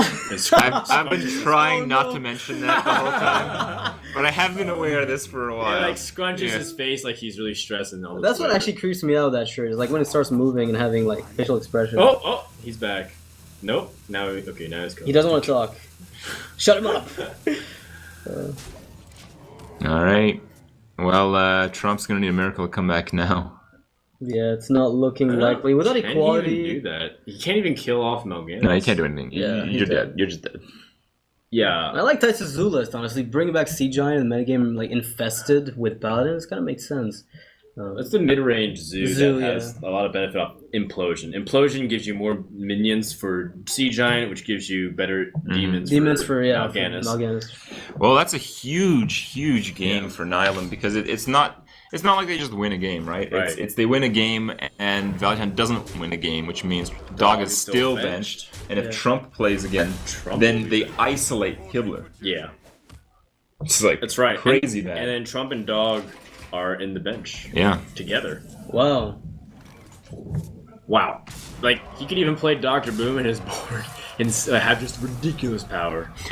Even if he couldn't win that turn. Yeah. What a game. That's 3-1 for Nihilum right now. And well, you know, things are not looking very good for Value Town at all. Yeah, I would consider just burning that notebook. Yeah. It's not doing any work. That's doing the same exact thing as it would otherwise. Yeah. I need to get another glimpse of that trophy there in the middle. Pretty good stuff. And before somebody runs away with it? Yeah, I think it's pretty easy to track down who stole that one, though. Yeah. I don't think there's another one of those. No? No, not yet. There's no GPS installed, so I could do it. Yeah. That's what you think. Until you find out that they've already put GPS in all of us. Mm. Oh. Okay. All right, well, here are the standings. Nihilum basically has the dream where it's one check mark per player. This is the 3-win dream right now. Right. Yep. And Dog is benched. Trump is on 1 loss. So even though he has the most flexibility, it's a huge gamble to actually play because if you play, you isolate Kibler, who's playing a fairly predictable deck, by the way. Right, but the thing is, the deck that Kibler is playing is sort of okay against. It's most of it. I mean, if it's Mech Shaman from RDU, I guess might pose a problem. Priest but is pretty good against I think you just play Kibler, honestly. Dragon Priest especially, I think. I think you just play Kibler. Oh, they're leaving. Yeah. Which means I think Trump's staying on. Oh, is that right? Well, I think Trump's really trying to win to free Dog here. I think also Dog being benched and Life Coach not playing Mage confirms he's not playing Freeze Mage. Because the Druid and the Warrior are benched. Yeah, they're benched. Those are the decks that you're afraid of as the Freeze Mage. It's got to be the Tempo Mage. And I think if Life Coach won't play because he wants to catch Dog as soon as he gets unbenched, his decks would be good against it. So it's RDU and Tice really now. Yeah, but the Mech Shaman, if you're expecting Trump, let's say, to go out, you might not want to run that just because it's kind of hard to fight for the board sometimes. Isn't a Tempo Mage good against the Paladin though? Yeah, it depends. I think it's all about like if you have that Flame Waker stuff to be able to land. It's just like Zoo. Like part of the reason why Tice's version of Zoo fell out of popularity is because sometimes the draw curve is very awkward. Like you have so many high cost minions, and then you just don't have like the implosion, let's say, to set it up. Or you don't even have like a void turn 1 through 3 play because sometimes it's just awkward. And that could be the case of the mage as well. I'm predicting a druid coming out here from Tice, but I think Shaman also has room to come out because if Trump is going to queue up again and he's playing like Handlock, that's Mech Shaman. Goodness, that would be the best. Of course, it could be just mid-range Shaman, and we're just like completely caught off guard. It could be Zeus Shaman, and that's what I hope it would be. I wanted to see something like that from RDU. I know RDU has in the past tended to play like cutting-edge decks. Yeah. Like, oh, this is good. Nobody's playing this. I'm playing this. Yeah. Let me surprise them and win. At the same time, he played a lot of Mech Shaman. I mean, the ATLC has been pretty much a trademark. Yeah. Shaman has been playing nothing but Mech Shaman pretty much in ATLC. I think we might have seen like one mid-range early in the league, but that was it. Yeah, so I was thinking Druid or Shaman against Handlock, but Trump can also flip the switch and just go straight for Zoo. He's been playing a lot of it. Yeah. However, I think if he's keeping Patron in mind, and he's playing Paladin, I think Value Town might be leaning towards playing the handlock. But that's interesting because it feels like most people are leaning towards Zoo for this so far. Yeah. People don't. We haven't seen a handlock yet. I think Zoo is still pretty okay to handle Patron. Like, it's not going to be an amazing win rate, but it's not completely impossible. I'm kind of hoping we'll see some handlock. I think it's a pretty strong deck, and it's nice to see it. It's a very how's strategic deck Druid that fare Trump now? knows how to play pretty Because- So well. you're rooting against Trump? Yeah. Because Druid would be pretty strong. I'm rooting in the favor of everyone's entertainment. Oh, well, it isn't the No. handlock. It could be demons. but Mid-range, right? It looks like it's faster. Yeah, the Voidwalker is pretty indicative of a faster warlock. Dice has got a pretty good hand there. I mean, it's curving, naturally, no matter what. And he could ramp up a little bit for free. Mm-hmm. The problem with being on the coin on Doness's Aspirant is that if your opponent can magically deal with it You're out. through Yeah. Abusive Sergeant You're dead. sorcery, Yeah. you just have no turn 2 play. Yeah. So you can coin it out in anticipation for Shade of Naxxramas, but then you're really sad with it. Yeah, you might also play it on turn 2 like you would Wild Growth, say, in some cases. Yes. But then you're also in this weird Then it's position. even more likely to die. right. then. It's die, even yeah. more likely to die. I think you have to coin it. I think you just You have do. to take the You risk. should coin Yeah. every time, but it's one of those things where Tice is going to really hope that Savage turns into Innervate or something else. Wild Growth would be pretty okay. Wild Growth is okay. Yeah, but there's so much ramp in the hand, though. It's Wow, he actually throws away the Pilot Shredder as well because he's just not that confident in this Aspirant to stay alive. Well, so far, I mean, if there's an Abusive Sergeant coming up, he'd be right. Yeah, he pushed really hard for something that wasn't the Shredder. I think you'd even powerful on the future of though. Would you just coin out Shade, or would you play the Aspirant here? Because you wouldn't even kill a Voidwalker. You'd have to hero power turn 2, which again at least makes your turn 2 relevant. You coin Yeah, it you out have to for coin it sure. out, You right? coin it out for sure. The other, I was thinking about it. the only problem is that you don't know what Warlock. He's playing. Well, sorry, you don't know exactly what kind of Warlock he's playing, and if it's like a faster curving Zoo, then you have to definitely peg it onto him. But if he's like playing a slower Zoo, then yeah. Well, here comes the Knife Juggler. It's Is he gonna Not- kill the Shade? At some point. I don't think so. No, it's just The implosions, man. When they implosion and kills my shade, I get so mad. Yeah. I've heard like I was listening to you last time. We were having a discussion with Ben Bro, and somebody was asking you, do you rage when you play Hearthstone? And apparently, you get yeah. those rage moments. Yeah, I occasionally. rage. I'm a It's big kind of nice rager. to know that, right? Yeah, the only time I won't rage when I lose is to cast through Jabarina. Oh, Because right. I'm You, not. you expect the result already, right? You know what's gonna happen. That's right. But you seem to know more stuff than even I do. Like just Arturo, I have no idea. Sincerely doubt that, Noxious, and I will bet you $5,000. Nicely You're done. wrong. Nicely done. Well played. I think here you actually don't want to attack. You want that thing to trade for the. You want to force Trump to trade the Knife Juggler into it, because it is an extremely true. high priority target. That's right. Yeah, and the more Oh, does that punish him? Not exactly. Yeah. do you play? It might It could. It could. if yeah. the juggle hits the 2/3, 1 out of 3. Yeah, it's not guaranteed. But No. then your You got to play on curve. doggy gets killed. Even if it hits the Shade, right? It's still fine because the Shade is then more likely to die down the line. Ooh. There's No, still no. some redemption in the Direwolf Alpha with the imps that spawn with the Imp Gang. DM Gang boss, right? So it's not like you lose the value that you would otherwise get. Oh, that's a bit of a clunky turn, but you kind of knew it playing Aspirant. It's You the know, risk. I think you just pass. Yeah. Well, you hero power. I might attack into the Voidwalker to just kill it with Keeper on the following turn. Maybe there's an argument for that. I but kind of like that actually. Yeah, Shredder looks just so much stronger that I don't know. It's just there's multiple lines of play you can make. If you kill the Voidwalker and then he trades into the Shade, then Swipe is better. by a Swipe long is better. Shot, yeah, Keeper the Grow is better. everything's better pretty much. Shredder's about the same.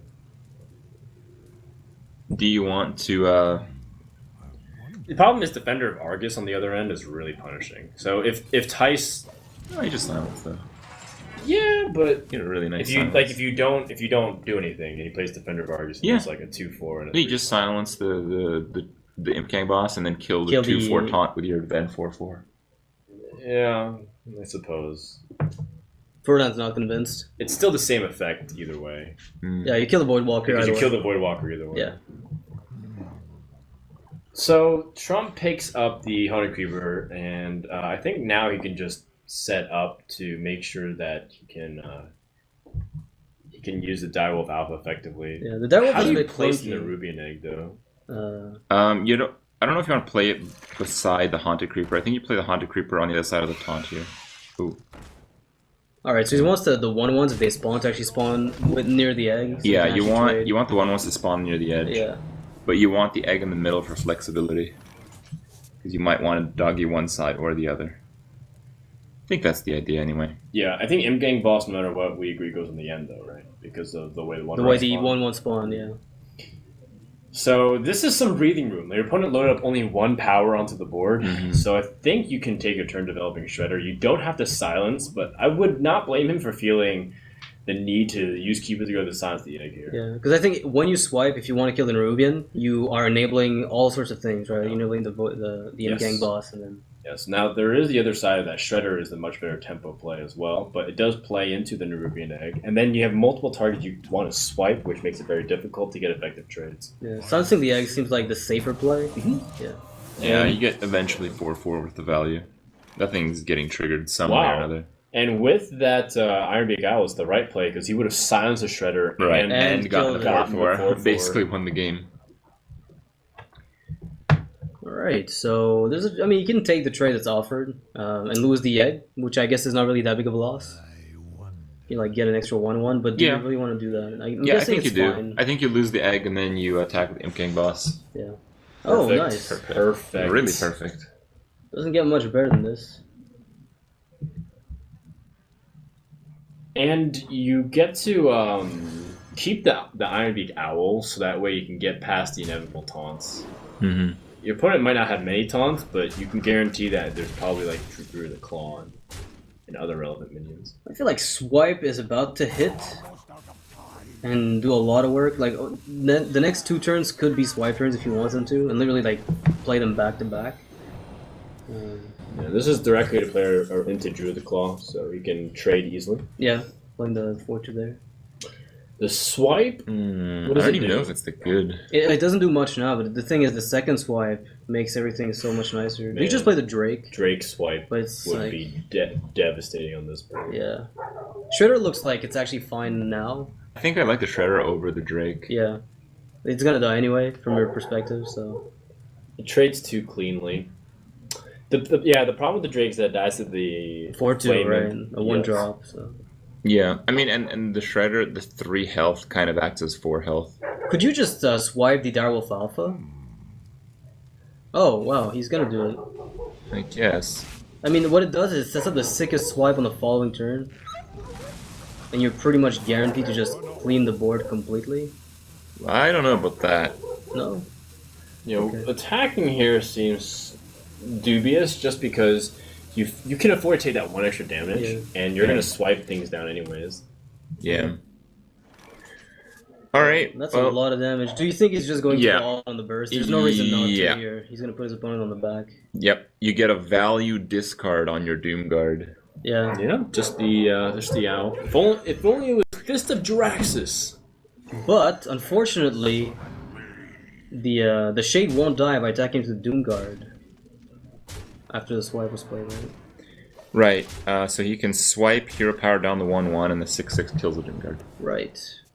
And there's no 1/1 from the The M Gang boss. Imp Gang boss, Yeah. right? That's actually a really great. Actually, wait, is there even one from the Haunted Creeper? Oh yeah, it triggers after. You're right. Yeah. You can't really stop that.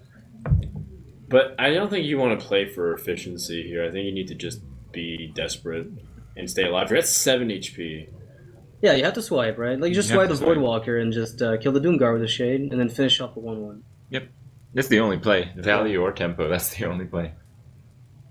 Yeah, I think it's just too optimistic to let the Doomguard survive. You don't. Yeah, Yeah. there's absolutely no reason to. I agree. Alright, so there's a 1/1 on the board and back-to-back PO, or with another Doom I Guard. guess you but also can. You dual. can Wild Growth if you want. You'd be dead to the Doom Guard. The other Doom Second Guard. Doom Guard. He gets 2 draws at it. You're right about that. All right. But there is Ancient of Lore to keep him in. The only problem is the Warlock and start climbing back onto the board pretty effectively. That's still 2 turns away, though. Void Tear. That is pretty worthless, but you gotta play it. You gotta have something on the board. Yeah, put a 3/3. Forces a Wrath if he has it. Different than Mind Control Tech. Mm-hmm. But this is a pretty big opportunity for Druid to climb back in here. Looks like you'll have to take a face hit, though. And I don't know if you can just heal. I think but there's too low tempo and you don't have swipe anymore.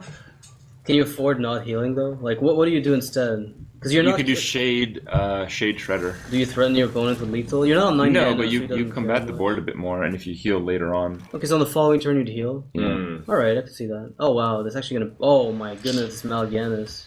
That's mean- probably it then. Well, Not quite. I mean, there's still a Wrath. There's still probably 2 Wraths, right? So the Azure Drake could get one of them, and that would be enough to slow down the... Wow. Yeah, he has the Azure Drake into Wrath to not lose. yeah, Yeah. but it feels like he's drawn through a big portion of his deck already, so it wouldn't surprise me if he hit the Has he? Wrath. Yeah, he's drawn quite a few cards. But that's not the one he was looking for. And that's gonna that do it. should be it. That is absolutely it. Trump's gonna take it and relieve Dog off the bench. That's very important That because is he also extremely avoided relevant. the bench for himself. Yeah, he dodged right? the bench, which I think is the biggest thing. And Trump seems really relieved, and so does his shirt. Wow. His shirt has been optimistic this entire game. Yeah, he's like, Trump, keep your chin up, you know. I wonder We're gonna if get Trump through this." talks to his Trump W shirt and asks him what he thinks. I think What do the you think, Trump shirt W? talks to Trump. It's hard to tell. It's hard to tell. I think Hard it's to pretty tell. easy to tell. I just want to see that shirt after like a few laundry loads when it's just cracked and everything. Oh goodness. Old That's Trump. the catch, Trump. He never washes. Oh, I So see. that way Smart. it stays forever. Yeah. Trump W That's is perfect. value. That's the catch for Trump. Yeah. Never waste the Well, shirt. Maz, our host of the ATLC, Oh, you did it. You're off the bench. We'll pull him Look off at that. Look the at the bench. excitement. He's like, God, that seat sucks. All right. what's hilarious is Dog literally comes off that bench to talk to them and the team and then just goes back to the bench. Right, yeah. So the bench is just symbolism Mm-hmm. for Dog's incapabilities in the beginning of the series. Well, it's actually more than symbolism if you think about it, because he's not part of the team discussion on who they should play. Right. Unless Kibler sits on the chair right in front of him and just turns around and talks to him. But then you'd have to go up and down through the house to That's do a that. long time 'Cause to they're talk playing matchups. upstairs and the bench is downstairs. Yeah. So they have some downtime. So you're saying they lose 15 seconds Yeah. climbing up the stairs. but and there's a real and impact. 3 calories. But the thing is, Probably more than that for some No. of them. if you rush, if you're stressed, Wow. I think.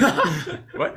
Oh wow. Uh, I think so. Like, there's like the bench rule doesn't seem to matter too much if you can actually like dodge it from this point on.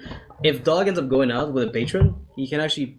I would say, like, how does it fare versus Tempo Mage nowadays? Like, does it just fall flat on its face? Patron versus Tempo? Yeah. Well, It's interesting to me. The Tempo Mage is very good if it can snowball some stuff out early because it can actually Yeah, disrupt but the weapons and stuff. We've seen Yeah. the patron warrior kind of tech against the more aggressive decks these days. Like I think all the patrons we've seen so far have had 2 fiery war axes. And the shield box and the shield slam as well. Exactly. So- It's okay, like you're right. the big problems are like when they get Mana Worm out and then they have Mirror Image and then it's Yeah, like, you're right. oh wait, like you'll never get to my minions. You know, it's like Double divine Mana shield. Worm and then Sorcerer Apprentice, Mirror Image, Coin Frostbolt. You know, we're done. Yeah, exactly. And then you have to have like Slam and then Executes and stuff in order to kill it off. Yeah. I still want to see the praise from Kibler. Honestly, they're probably It going to will go come for a out. triple It'll check come mark. out. There's no way it It'll- won't come out. Well, especially there's when they just find some out. way where it won't come out. Well, it'll be like one of those things where like if RDU is the shot, like Shaman's the last class, and then the priest will definitely come out there. Yeah, all right. But they could just get totally wrecked and it would never see play. Well, now that the handlock is out of the way, Shaman got a lot weaker. A lot weaker. Well, we still don't know what shaman So- it is, but if it is mech, yeah, Well, definitely. I It's feel like- just almost. I feel like the shaman is always like pretty good against the patron warrior. Well, Yeah, well, it's it's decent. fine. It's pretty yeah, decent. You're right. And Druid as well. So Mhm. it could be one of those things where they anticipate Dog going right back in. They can cube Shaman to snipe it. I think their safest pick is Druid again? actually the mage. I think from Life Coach overall in terms of win percentages. It might be You're the okay with safest. just patron. You beat druid. Priest is a bit, I think kind priest of, kind of owns you. overall. Yeah. Priest just like the creatures are too big. Yep. All right, Druid again from Well, Thijs. good thing that they avoid that then. Yeah. But then they risk getting benched here. Right, and Thijs would see the, I guess the wooden bench. I guess so. Yeah. Now, Kibler's been known for his dragons. That's why there's one on his shoulder from other games and all the rest. And he certainly likes the dragons in Hearthstone. He tries to make them work. Even in Blackrock He's tried Mountain, way too much before Dragon, like Blackrock Mountain. he was trying when it was like Blackrock Mountain came out, and people were like, okay, let's play dragons. And then 1 week later, like, let's not play dragons. Yeah. And Kibler was still playing dragons. Right. He was like, let's make dragons work, and he tried everything from Dragon Mage to Dragon Priest to Dragon Pally, like everything. Right. Yep. Pretty cool, but his dream has come true, and there's only going to be more tools, I think, for Dragon in the future, because Blizzard seems to want to support the archetype. So. Mm-hmm. Well, I think just naturally, there's dragons in World of Warcraft that haven't been released in Hearthstone yet. Yeah. They might just be like, 9 mana, terrible cards that have way too much stats and get BGH'd and never see play ever again.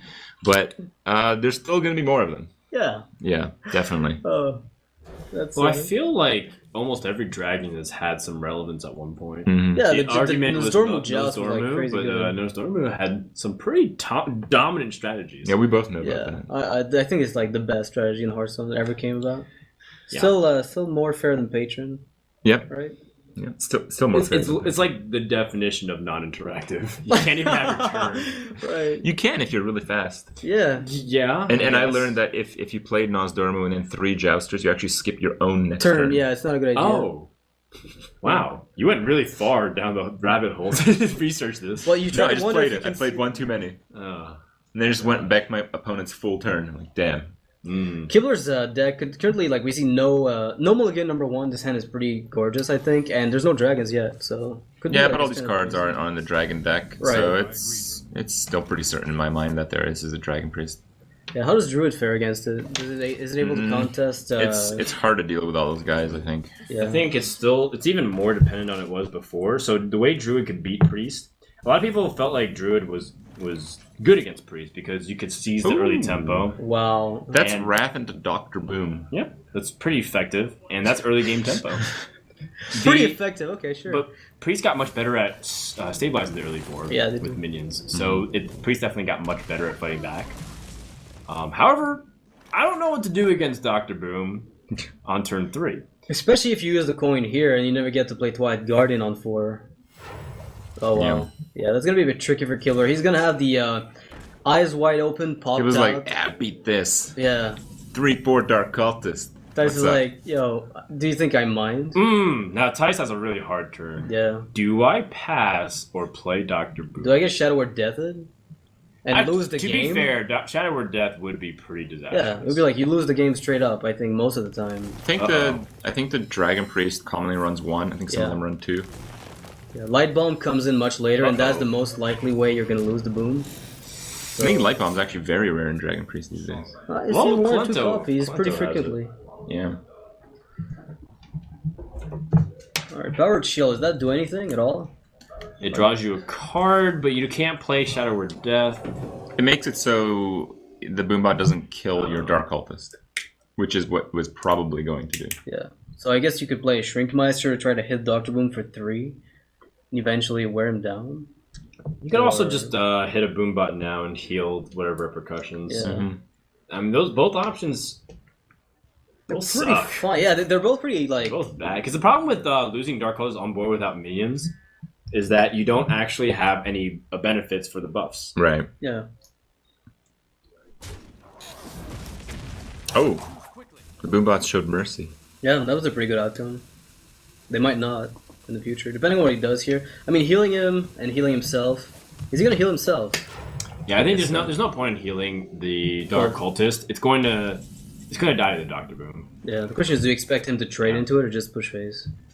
Like, 7 damage is a lot.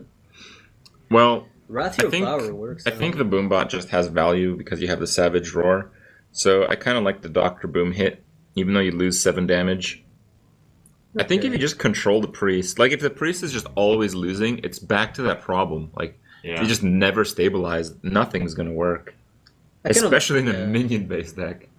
There's a chance he can cycle the Wrath here if he gets like a good Boombot. Yeah, as long as he's it hits 3 for or 2. better. Is it 2? Because he has hero power. Yeah, he can hero No, power if- too if you want. Ooh. Or he can get nothing and just have to Wrath for 3. Yeah, no, he has to. He's got the Azure Drake at least. Kibler can play the Twilight Guardian and sacrifice it. That's gonna put Dr. Boom on 4 health. Which then Blackman Corruptor doesn't even deal with it, unfortunately. That's a little awkward. Dragonkin Sorcerer does the same exact thing, except you don't lose a good minion. Well, you might even buff it with something else because of the effect of Dragon. Wouldn't you want to save that for next turn? Because next turn you have Power Word Shield with it. Wouldn't you want to a not Blackman die? Corruptor. Too? But it doesn't deal with the board. The thing is that Dr. Boom won't be the only thing on the board either, right? Sure, but are you really killing a 5-drop with 3 damage? Yeah, because they're playing Hemet. Oh no. The only thing you're gonna maybe kill is the Please Shredder. no. Oh god. The Unstable Portal Hemet Nightmare. I mean, all the druids these days, of course you're playing him. Oh yeah. Yeah. Gotta kill off all those beast rogues. Yep. They're pretty good, actually. Jungle Banter. Can like re-stealth through Master of Disguise. Alright, well here we go. Azure Drake, we need some big stuff. That is pretty nice big stuff, by That's the way. good for so much damage. He might not even necessarily need it though. He could just attack next turn and then Savage Roar and then win. Like there's a game to that point where like Force of Nature just might be raw damage, and Killer might just be blown out. Yeah, I mean he's 3 off lethal, right? If he plays Savage Roar. I mean he might as well Force of Nature now instead. 2, right? Because it's gonna deal. Well, Two you off lethal. lose the value of Savage Roar because Right. it trades into Dr. Boom. Shade, Yeah, I think Shade. you Savage Roar now, and then Play Shade. you play Shade, and then you just try to Force of Nature kill the next. Well, the turn. thing is, yeah, there's nothing this Dragonkin Sorcerer can do really to bother you too much. But the thing is, can it deny lethal? Like, if there's another taunt that comes down. I don't know. Yeah, it would have to be the new Worm Rest Agent, I think it's Yeah, the called. 2/4 for 2 mana. Yeah, that would with absorb the, 2 of the treants. Yeah, even if he has Light Bomb, he doesn't survive. Because remember, I mean, he you has still to have deal to clear with, he that still has- board. he still has to deal with the board. Yeah, Even there's after. no way. There's no way. There's no way that he does. Yeah, I think you just Savage Roar face and play the Shade. I mean, he's going to be dealing 18 damage if he Hero Powers here instead of the Shade, which means Force of Nature you only need to get through. Traded, wow. Yeah, That's respect. a lot of respect. He's afraid of like Balin's Chosen, maybe. But even then, he gets 1 kill. It would have to be like, yeah, this would have been a problem with Valen's Twilight Shade. Guardian. Yeah, this would have been a really big issue with like a single trade on Dr. Boom. And then maybe lethal's out of reach. I think you want to play at least 1 Twilight Whelp. He's 1 off lethal, right? Well, if you're gonna pull it, yeah. Problem is you can't play the second one because it stops the can. activation of. You might be that Desperate. desperate, right? To like hope you get lucky off of a dragon. Oh, he's got lethal now. Never mind. Yeah, he has lethal. Ooh, the Living Ruts. Well, it turns out double innervate Dr. Boom on turn 3 is pretty strong. Yep. As it turns out, it can survive the literally whole never game. died. Yeah. Like this would be the turn he plays Dr. Boom if he didn't have Right. Interrupt. I mean, he might have had shredders, right? So the game And now goes we've on. come full circle. That Dr. Boom came out on turn 3 and hit 4 times, right? Yeah. So that's 28 28 damage. Actually 30 because of the Savage Roar. So I think I might have hit 3 there it is. times. No, Dr. Yeah. might have hit 3 times instead of 4, because 4 would probably be like way over lethal. But Dr. yeah. Boom took tiny little Tice, put him in his backpack, and carried him to a game 4 victory. So that's a Well, they really needed Shaman and Mage. Now they only need 2 more points. And Tice is done for the day. Tice is done. We're probably gonna see this mage from Life Coach. I'm still up in the air about it. Yeah, I mean, I want to see the Shaman, I want to see the Mage. I think those 2 decks are still a little bit up in the air as far as exactly what they are. Well, the notebook is at it again. I mean, right now they're just thinking, like, what's the best possibility of the Shaman versus the Mage? And they're looking at their lineup. Would Kibler go out again? Looks pretty okay. Yeah, now that, like, you know, the Priest lost here, it almost doesn't really matter what they send out. They have equal amount of, like, good and bad matches, I think. Yeah, they could turn like throw out Priest. If Kibler gets benched, then they have all the other options still, so it doesn't matter. And I think he's got a pretty okay matchup there, and he denies the bench rule. Yeah, I agree. It kind of works. Priest is just always fine from this point. Yeah. I can't do too much around it. I think if you lose again with Priest, it kind of doesn't matter because you're at that stage of, like, we have to win with every deck anyways. Yeah. So you're not really afraid of the bench rule. Mm-hmm. Unless, Kibler wants to protect his Master of Duels win record. Does that still Right, continue that's a on? good in thing. this? No, it doesn't. But, sometimes it's more than just the prize money. Yeah, it's the pride, glory. right? Yeah. The pride money. The glory. Pride. Get a little bit of bonus. Yeah. All right. Those are the standings there. We are going to see something interesting coming from Nihilum here. Both Mage and Shaman have a lot of creative potential. Yeah, what I want to see is like a really good tweak on Shaman. They've got a lot of new tools, but unfortunately, most people would agree that because Paladin is kind of a natural counter to it, it's a little difficult to make work with the whole mid-range approach. Maybe RD figured it out. Yeah, I think you're right about the Ancestral Teachings card. Knowledge? Or Yeah. knowledge, excuse me. Yeah. Thank you. For being able to coach me before Jeoparino. The ancestral knowledge, being able to draw effectively into the burn. Yeah. That would probably be my guess. If not, then it might be the European Shaman that we've been seeing circulate a little bit.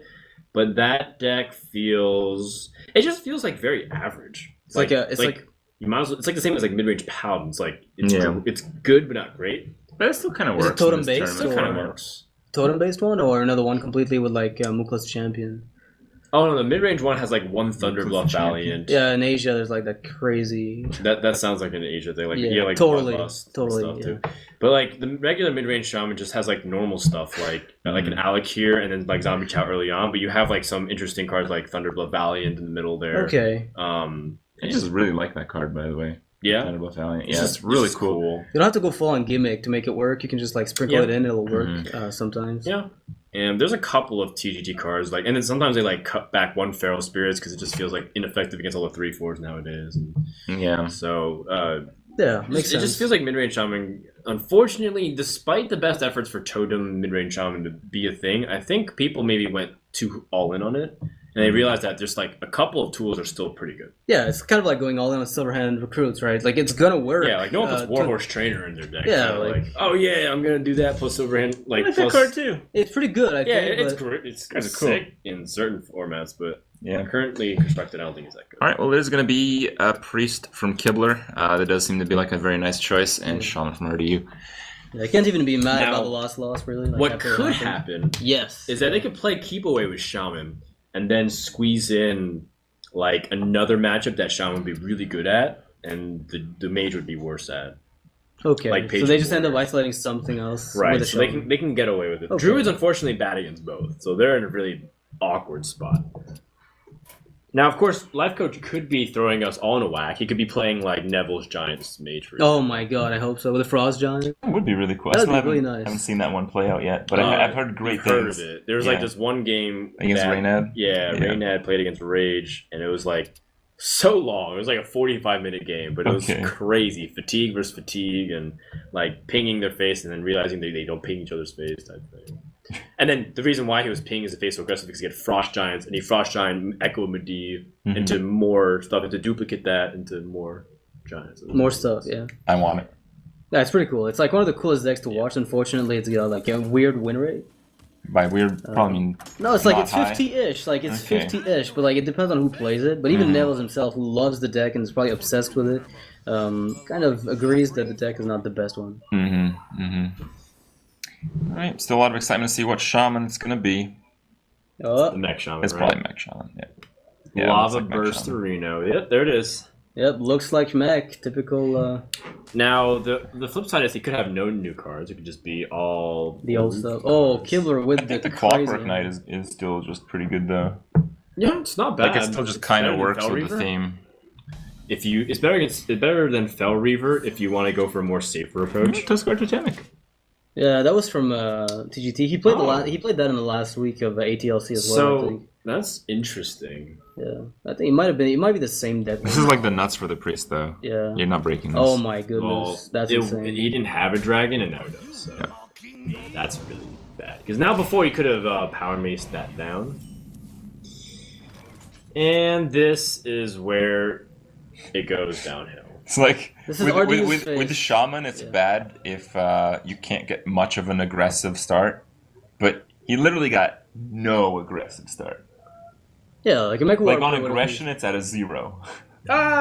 He had a weapon. Like power mace is something that you don't mind starting off with. I actually think you crackle the 2/4. Yeah, there's a 75% chance to kill. That's pretty good odds. I mean, yeah, you could also just if you the problem with power mace is you give him a card draw, and then Velen's Chosen would just punish you for not killing it. Yeah, the but you crackle could also might get a be- crazy shred on the following turn by just I mean, a crazy Annoyatron if you do that. So With the sad power this mace. game's already at 75%. Yeah. Oh, If this is 3, it's 25% chance to lose. Oh, he gets it. All right. That was nuts. All right. Well, Still a crazy follow-up for Kibler. it's okay though, because Yeah. now the Northshire Cleric won't like run away with the game because Priest. Yeah, Power benefits Mace. so Power Mace much takes on care of it, and then he's got some mech Mech action right Warper. after that. Looking Yeah. very good actually for RDU if you can stabilize this. Mech Warper becomes a Yeti. Yeah, sounds a little difficult to remove. Okay. Well, I think it's possible he'll just play the Piloted Shredder. He gets the Yeah. most value out of the Annoyatron, but Yeah, but That's not gonna it work does in this suggest, case. I guess. Wow. Okay. Second Dark Cultist is the dream, so that way you can. Doesn't matter force what they do, A buff yeah. to happen. okay. Do you just play all the mechs? You just like Mech Warper, pop the Power Mace somewhere, I and think if you Whirling? do that, you do Mech Warper, Whirling Zapmatic, then attack phase, then play the Annoyatron. Because even if the Annoyatron gets buffed, it's not really going to do anything. Yeah. Okay. It does I thought you wanted protect that- your Zapomatic though. No, guys. Oh, it would die to pain in this case. Oh, you're right, It, 'cause like Well, Nova would also kill it. assuming Well, Nova it would protects also it kill anyway unless Yeah. there's more damage. right. Because it's 2 hits from 2 creatures. Yeah. That's what I'm saying. So if you play Annoyatron and then the buff goes on the Annoyatron, it at least defends it so that way it doesn't die to the Dark Cultist. Nova would kill it. Would kill like the Zabomatic and the Annoyatron. That's So maybe true. that's even scarier. I mean, Shadow of Pain is the ultimate killer though. Yeah. Of course. So then, what's the actual best play? Knowing I kind of knowing like both Powder games? Shredder, but it feels weak just because it's so wonky. Maybe Mech Warper on its own, followed by the 2 other mechs, and you buff the Mech Warper to make it a 4/5. Maybe that's enough. Whoa, that's passive. Oh, he goes for the attack. I thought he skipped the attack. Yeah, because it trades directly into the Dark Cultist, so you'd want to at least get the buff on there. Yeah. Oh man, what if you don't? The thing is, you're always wary of the Earth Shock, so you can't put all your eggs in one basket even against a Shaman. So if you play, say, Dragonkin Sorcerer and you hope to get a crazy buff on it, it might actually not do much. I mean, you can still trade into this Pilot Shredder, and the second Dark Cultist will survive. Yeah. Yeah. And you can heal You to can draw probably a card. pain if you want to fully control Yeah, the you board. can draw a card in Pain. And I think that might not be bad. Yeah, I I think think- it's probably the best. I think Kibler might not be playing like the cards that Kalenta was with like Cabals and stuff. Mm-hmm. Well, he was playing a Shrink, but maybe he just plays one Right. Pain. Yeah. It would be really weird if you played Shadow Word Pain, Cabal, and Shadow Word Pain. Oh, Shrink Meister. that has to be Shadowward Pain. There's no way Kibler ever lets that live. Or do you like, can you please not kill this? Yeah, it was like a potentially lucky moment. But Yeah, could have been crazy. Oh, And a death. could have been useful last turn. So now it's again awkward because the Northshire Cleric presents like healing possibilities to draw cards. Yeah, I mean, lava bursting, it doesn't sound like something you ever want to do. It's almost unavoidable too because no matter what you put out, health-wise, the Northshire Cleric can get buffed from the Dark Cultist. You just Tuskar Totemic and play nothing, and then you just ram the board with 4 mechs next turn. You just play all the mechs next turn and hope he doesn't have like Try a to get like crazy a no tempo turn. push. Yeah. How much? So you can play it off for 6 mana. Yeah, you can play all over 6 mana, but not 5 right now. That sounds like the better play. If you pick up a Manatide, it's also not too bad. Healing's terrible, though. No, it's definitely not the one you wanted. Yeah, double healing is happening. Just look. Oh no. You can't get a healing after it. You would have to hero power first, Yeah, then play and the then Tuskar. play the Tuskar. You're right. Oh, that's Okay, rough. well, RDU's future play just got countered by that draw. Unless Kibler plays greedy and ends up using the Nova now, but I doubt it. he Kibler is way doesn't- too solid a player to have to go all in on this. He doesn't need to play the Yeah. Nova now. Not to mention it's off curve. Yeah, Dragon King is so much better.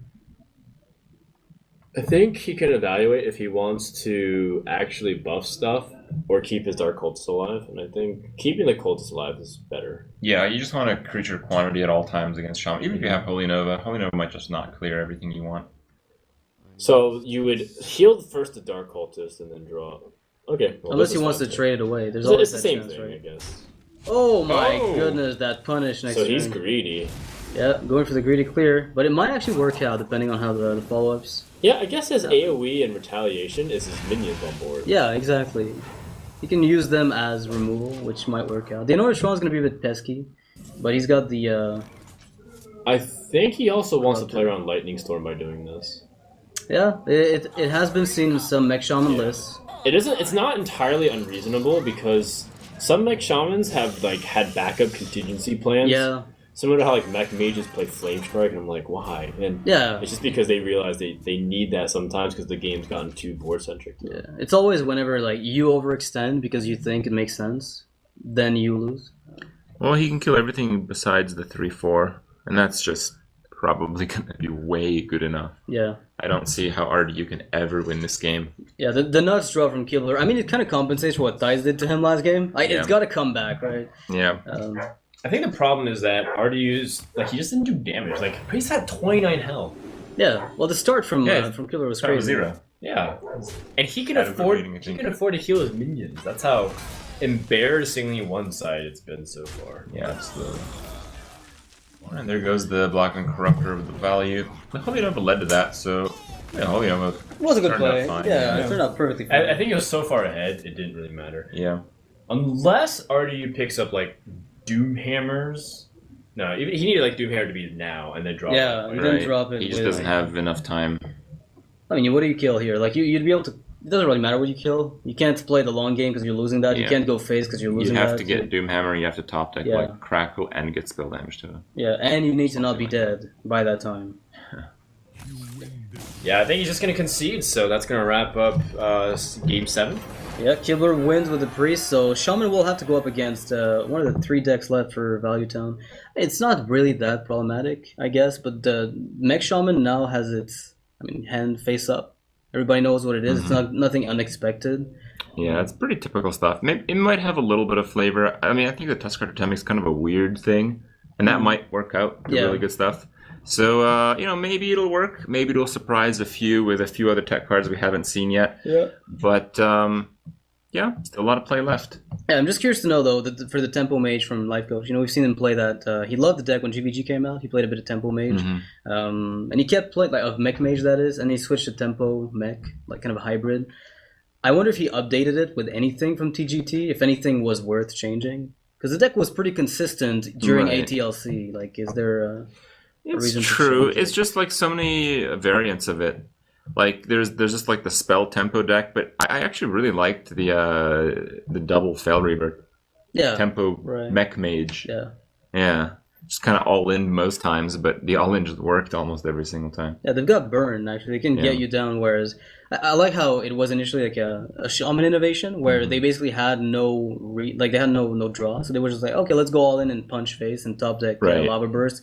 And then Mage was like, yeah, I can do that too. Yeah, it'll work turns out. out you it know? does pretty well. Yeah, 8 damage to face. I mean, that's pretty standard nowadays.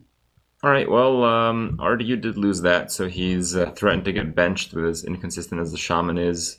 Dog with a full Why lineup, not? though. Why not just play the Mage, right? Sure, why not? Is Patron isolated there because of Mech Shaman and Tempo Mage? Well, not necessarily. I think the Paladin is still okay, even good against both. I think Mech Shaman's still too board dependent, and Paladin's too effective at taking apart. Yeah. It still Right. has no answer to Muster for battle, and Mage needs a very specific set of cards in order to take it out. Like I don't know if Life Coach is playing the arcane missiles list, for example. Yeah, with like the full on 1 damage pings. I also think the Secret Paladin has a lot of consistency issues. Like you can just draw all the dumb secrets at the start. Yeah, That's it true. happens once in a It is while. true. So it's certainly. I don't think there are any more like very one-sided matches left. I think Druid Shaman might be kind of a difficult one for the Druid if the Shaman kind of comes out well. Yeah, I don't know It's though. pretty Like rough. where the Shaman list, the problem was it was very refined with the mechs and the direct damage. So like Tuskar Totemic is in. So like is Fel Reaver out? I think they play the Fireguard Destroyer now, from what I recall. I'm not sure what But RDU's something last something one was. something aggressive has to go out Yeah. for like some of these cards. So if it's not that aggressive, it gives the druid like a very big swing in Yeah. matchup. It's still not favored, but I don't think it's as one-sided as it once was. Okay, well, I like Paladin choice here, coming out from Valley Town. And this will be okay because they're going to try to shut down the Shaman and then make sure they can get away with Druid and Warrior. Druid definitely has a better chance against. Oh Mech my. Mage. Shielded Minibot, Muster, Mysterious Challenger. Yeah, there was a fire And destroyer. a smile for Trump. Holy cow. 2 smiles. That's value. 2 smiles on one weapon. Well, you can justify keeping Mysterious Challenger, but would you ever justify throwing it away because it's too slow? You want to have earlier game. I've seen many people keep it. I guess maybe because he has early game, so you'd never want to throw away Mysterious Challenger because you already have the mini bot and the monster. What else are you looking for? The only thing you'd look for is just a lot, like just super early game opener with Divine Favor, but Divine Favor is just not going to work against this. Shield mini bot is so problematic. It just kills everything. Yeah. I think now with the Juggler, you can even point out the mini bot just to be super annoying. The only thing it doesn't kill is the Mech Warper, yeah. That's a bit of a risk, sure. Yeah, I think Juggler is better just because you can also pop the shield from the Annoytron with the shield mini-bob juggle, and maybe you can kill that as well if it ends up coming down. Agreed. Fire Guard Destroyer. Wow, what a clunky position for RDU. Like, he has to sacrifice the Zapomatic. It's so silly because it's like, Mech Shaman is so dependent on like, okay, please don't play a minion. Right, play nothing, And turn then it's one like, into... alright, I win. And it's like, oh, they played a minion. Yeah, they put a Leopardome, rip, yeah. It's pretty sad. And I think you just still play the Whirling Zapomatic. Could you just You totem could and just play play a Power totem Mace? and hope the Paladin doesn't kill it. That's true, you can do that. But I think the Knife Juggler represents too much of a threat, you have to kill it. Now, here's the funny thing, too. Because he did this, the Shielded Mini-Bot is going to come out, and then the Power Mace is going to actually kill it. Yeah, but So you can always use the 2 charges on it and top like a Shredder and be pretty happy. So you go face. Or do you? With the Power Mace, right? Power face. You have to win eventually. So. Yeah, I guess so. You can start the race right now. Get 2 Lava Bursts. Yeah, I mean, he's you already got 10 half damage. dead. Yeah. He's got to find the other 15 damage. Alright. Well, Monster's coming down. Again, very super annoying card. So you're never going to get board back again. It's over, yeah. You're going to hope Fire Guard Destroyer gets in some damage, and you just roll as high as possible. 7, baby. Here we go. 7. Not 4. Not 5. Not even 6. We're going for 7. It's 4. No, it's a 7. It's 4. 7, baby. Okay. Oh, Frodo was right. I'm excited. These are high production sound So effects. the there. production crew was like, guys, please, whatever you do not rattle the. do not desk drum at all. roll. Like, do not do it. We're like, all right, well, we're definitely gonna try to sneak it in 1 or 2 times. Yeah. But that 7 damage does actually put RDU on the board a little bit. Yeah. It forces Trump to respond with a trade. I think he's just going to True Silver. I mean, he has to attack in anyway. Right. So Yeah. the True Silver, he loses nothing on the board. He only takes 5. Yeah, it sounds pretty good. I The think 5 damage is pretty relevant if RDU can just start racing. yeah. But you cannot consecrate here. Like, not against this deck. No. So, There's way too many flood opportunities with Right. Mage. I mean, so I mean, how it's does just Shaman your deal? only option. How does Mech Shaman even deal with Secret Valley? Like when they get the Mysterious Challenger out? Oh, you just kill him before that. Or Right. it's like they play Mysterious Sure. Challenger and then you just Yeah. kill them. That sounds super reliable. All right, Okay. might work out. Let's see if he picks up another mech. Nice. Wow, that's a Good great Shredder. mech That's a really actually. good That's a mech. crazy one. That face, and then do 4 more damage to his opponent. But it's And 6 he will- five. Face? No. You have to kill the 2/2. Yeah. Because you want your creature to be out of range. of the Oh, you're board. right, because there's 5 health on it only. So you want to force the True Silver to hit. Oh, but I want to hit the face. Maybe we'll Okay. play some games later on just to make sure you don't point anything at any creatures. Get that satisfied. Yeah. Oh. Yes. Okay. Yes. Frodo RDU. making the call. He's like 7-6. Hit the face. Go face. Yeah, that's right. Looks like the correct play. I love it. Now It's always the correct play. now he's so close. He has 2 lava bursts. Yeah, and a lot of overload.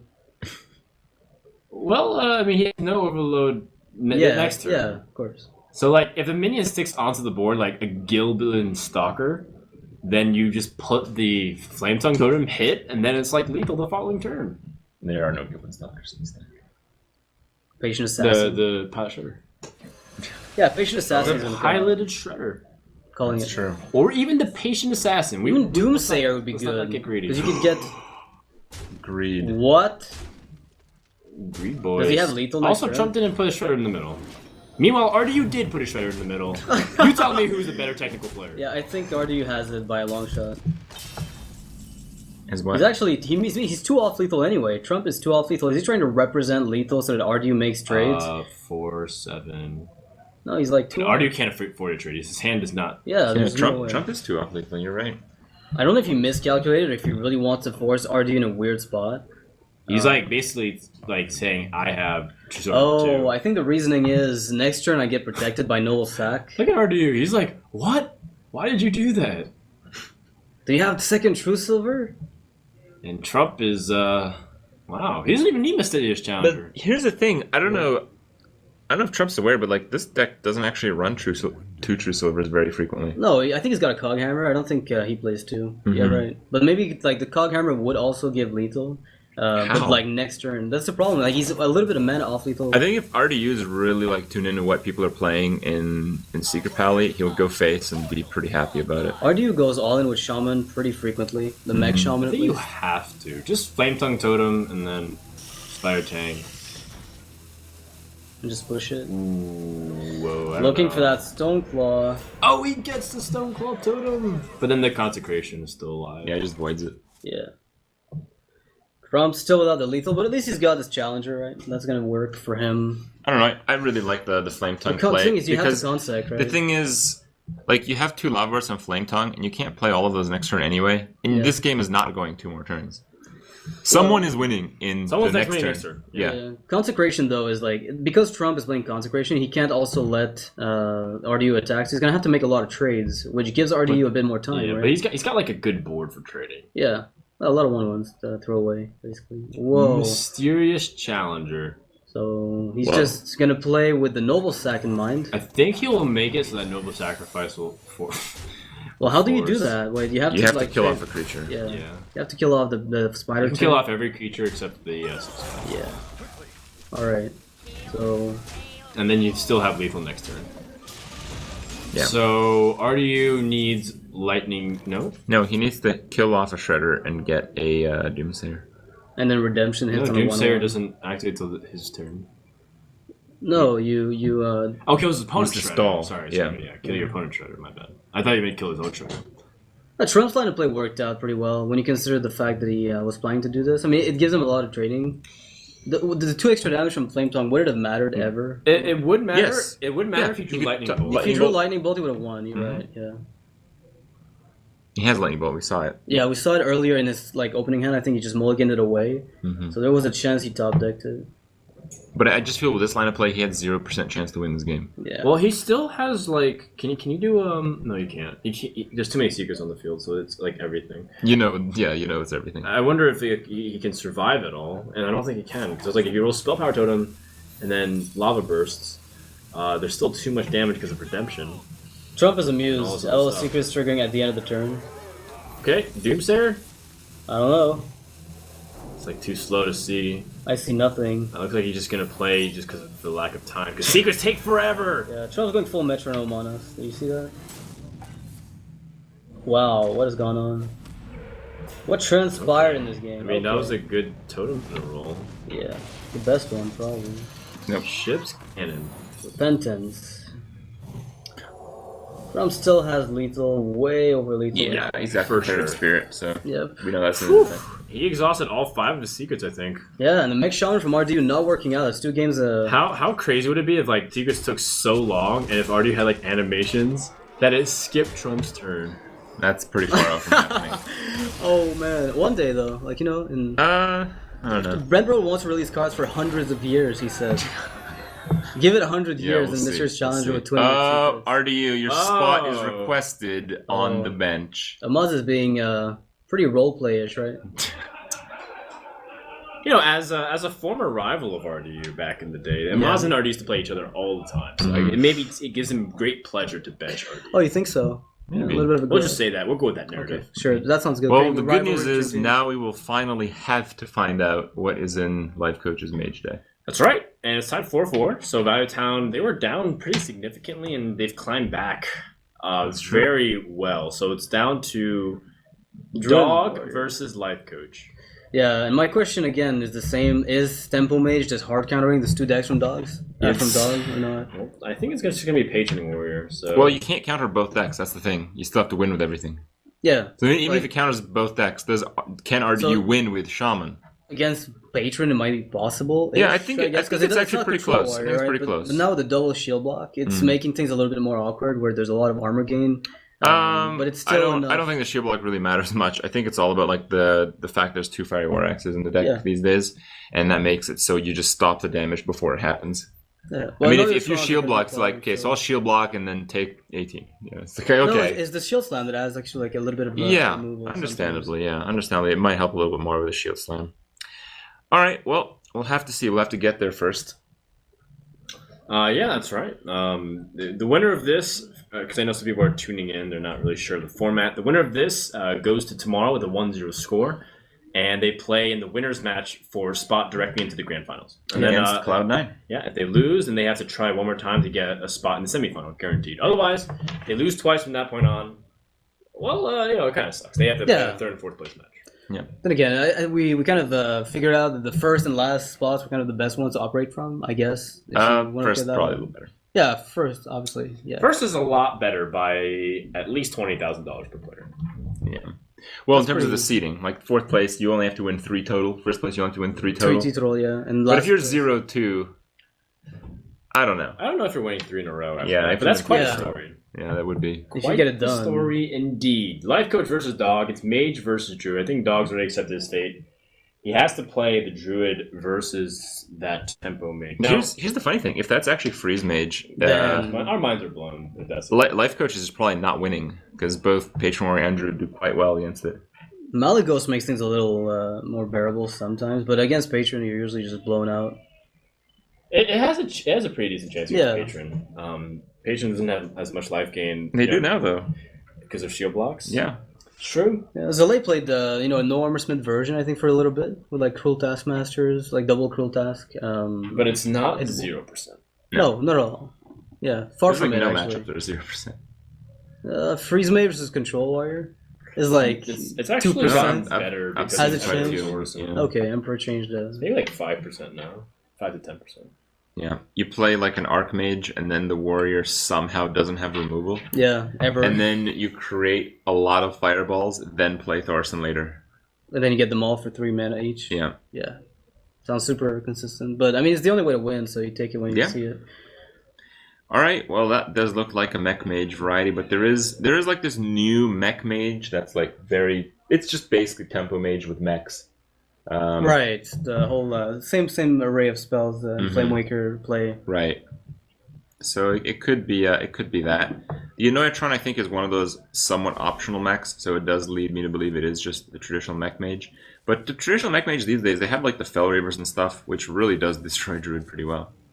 Yeah, Dog's got a pretty sweet hand though. The Wild Growth, the Rat, the Swipe. He needed removal to handle the early mech onslaught, and he's gonna be able to cure with their Shredder pretty nicely. Yeah, it's not I'm too gonna bad. think that Snow Trigger is gonna be a really valuable MVP for the rest of the series if Life Coach, assuming he doesn't win here, because you can keep that patron frozen for a while, and the Mech Mage still does have a lot of benefit of early game tempo because of stuff like that. Yeah.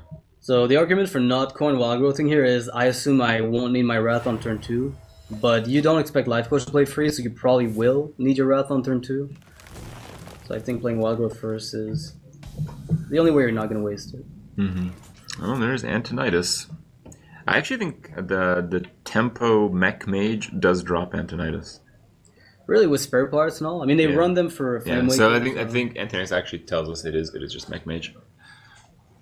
I don't think we can expect to see too many surprises anymore. Yeah, the tempo Mech Mage has like weird stuff like effigy sometimes Yeah. too. It's like it's very peculiar with how it actually functions, and there's so many weird individual tech cards that you can't ever account for. All right, so this will provoke the wrath. Of Dog. Right That was after pretty the dog, close. Yep. Alright, Life Coach hasn't really managed to get much on the board, but that's generally the case when you don't have a Mech Warper. Yep, Splitter Tank pretty straightforward here. Yeah, Blast Mage could be very important. Like, if it hits Ooh, Innervate. with 3 hits to the Shredder, that could just decide the game right then and there. Assuming Life Coach goes for it. I mean, I don't see. Would you play Snow Chugger instead? Ever? I don't think so. Yeah, This is a very risky Blast Mage. you can always trade away the Spider Tank if things go wrong, right? It's a little bad value. But Yeah. what's your play? Is Snow Chugger ping and go face and let him trade? I think you just have to curve out. So I think next turn you still need a 5. You're not going to play the Blast Mage too much. So Yeah.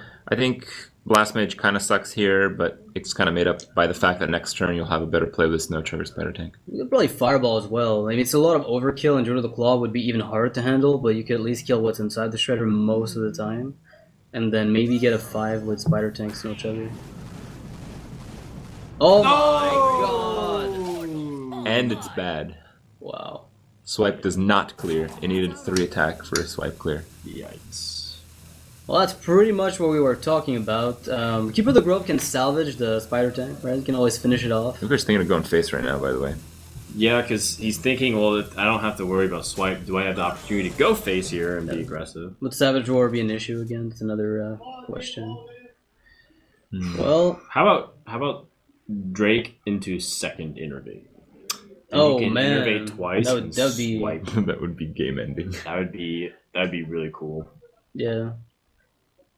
I'd like that. I think just the Drake by itself is really bad, though, so I don't It like is. that. It's high risk. If anything, I like the I think just you the could piloted shredder. Yeah, I'd probably like the thing is with a Shredder, you might be contesting that Blast Mage with whatever comes out of it. Like if it's a 3 attack minion, it might ping it and then you can finish it off with swipe later. But there's that. I guess so. I don't really like Keeper of the Grove at all either, because it's just so weak against the Blast Mage, and then your opponent decisively controls the board. But Shredder always adds this weird layer of, man, it's so laborious to try to remove. Yeah, what if you this just off swipe the board. Blast Mage? Is that just fine?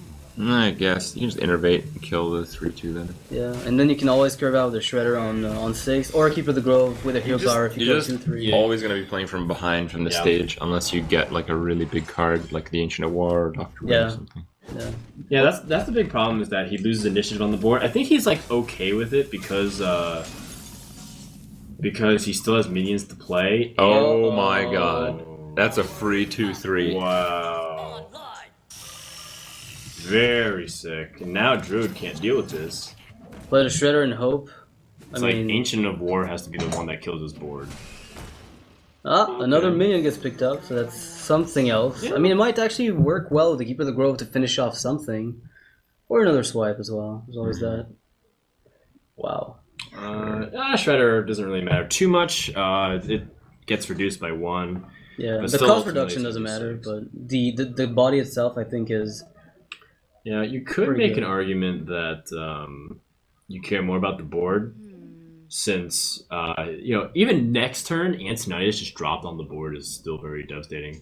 So I think just playing Pilot Shredder and securing the board is like one of the most important things. I think you leave the Druid's Pilot Shredder up though. It's just too much of a pain to kill it. Yeah, absolutely. Freeze the face. You invest so much just to get rid of it. I think you want to play around swipe a little bit better, so you just use the 3/4 to kill the 2/3. Is there like an 8 drop you care about from the Aspired? I can't think of one. A combination of 8 mana that would actually wreck this would be Keeper of the Grove You actually Swipe. consider just going full out face? I just think another swipe might punish you a bit here Yeah, if you don't make this that's what trade. he's thinking about. Mind Control Tech could be something disastrous as well. Right, that could be like, that's actually very legitimate in Druid as well. Life Coach not putting a Shredder in the middle? Dog puts a Shredder in the middle.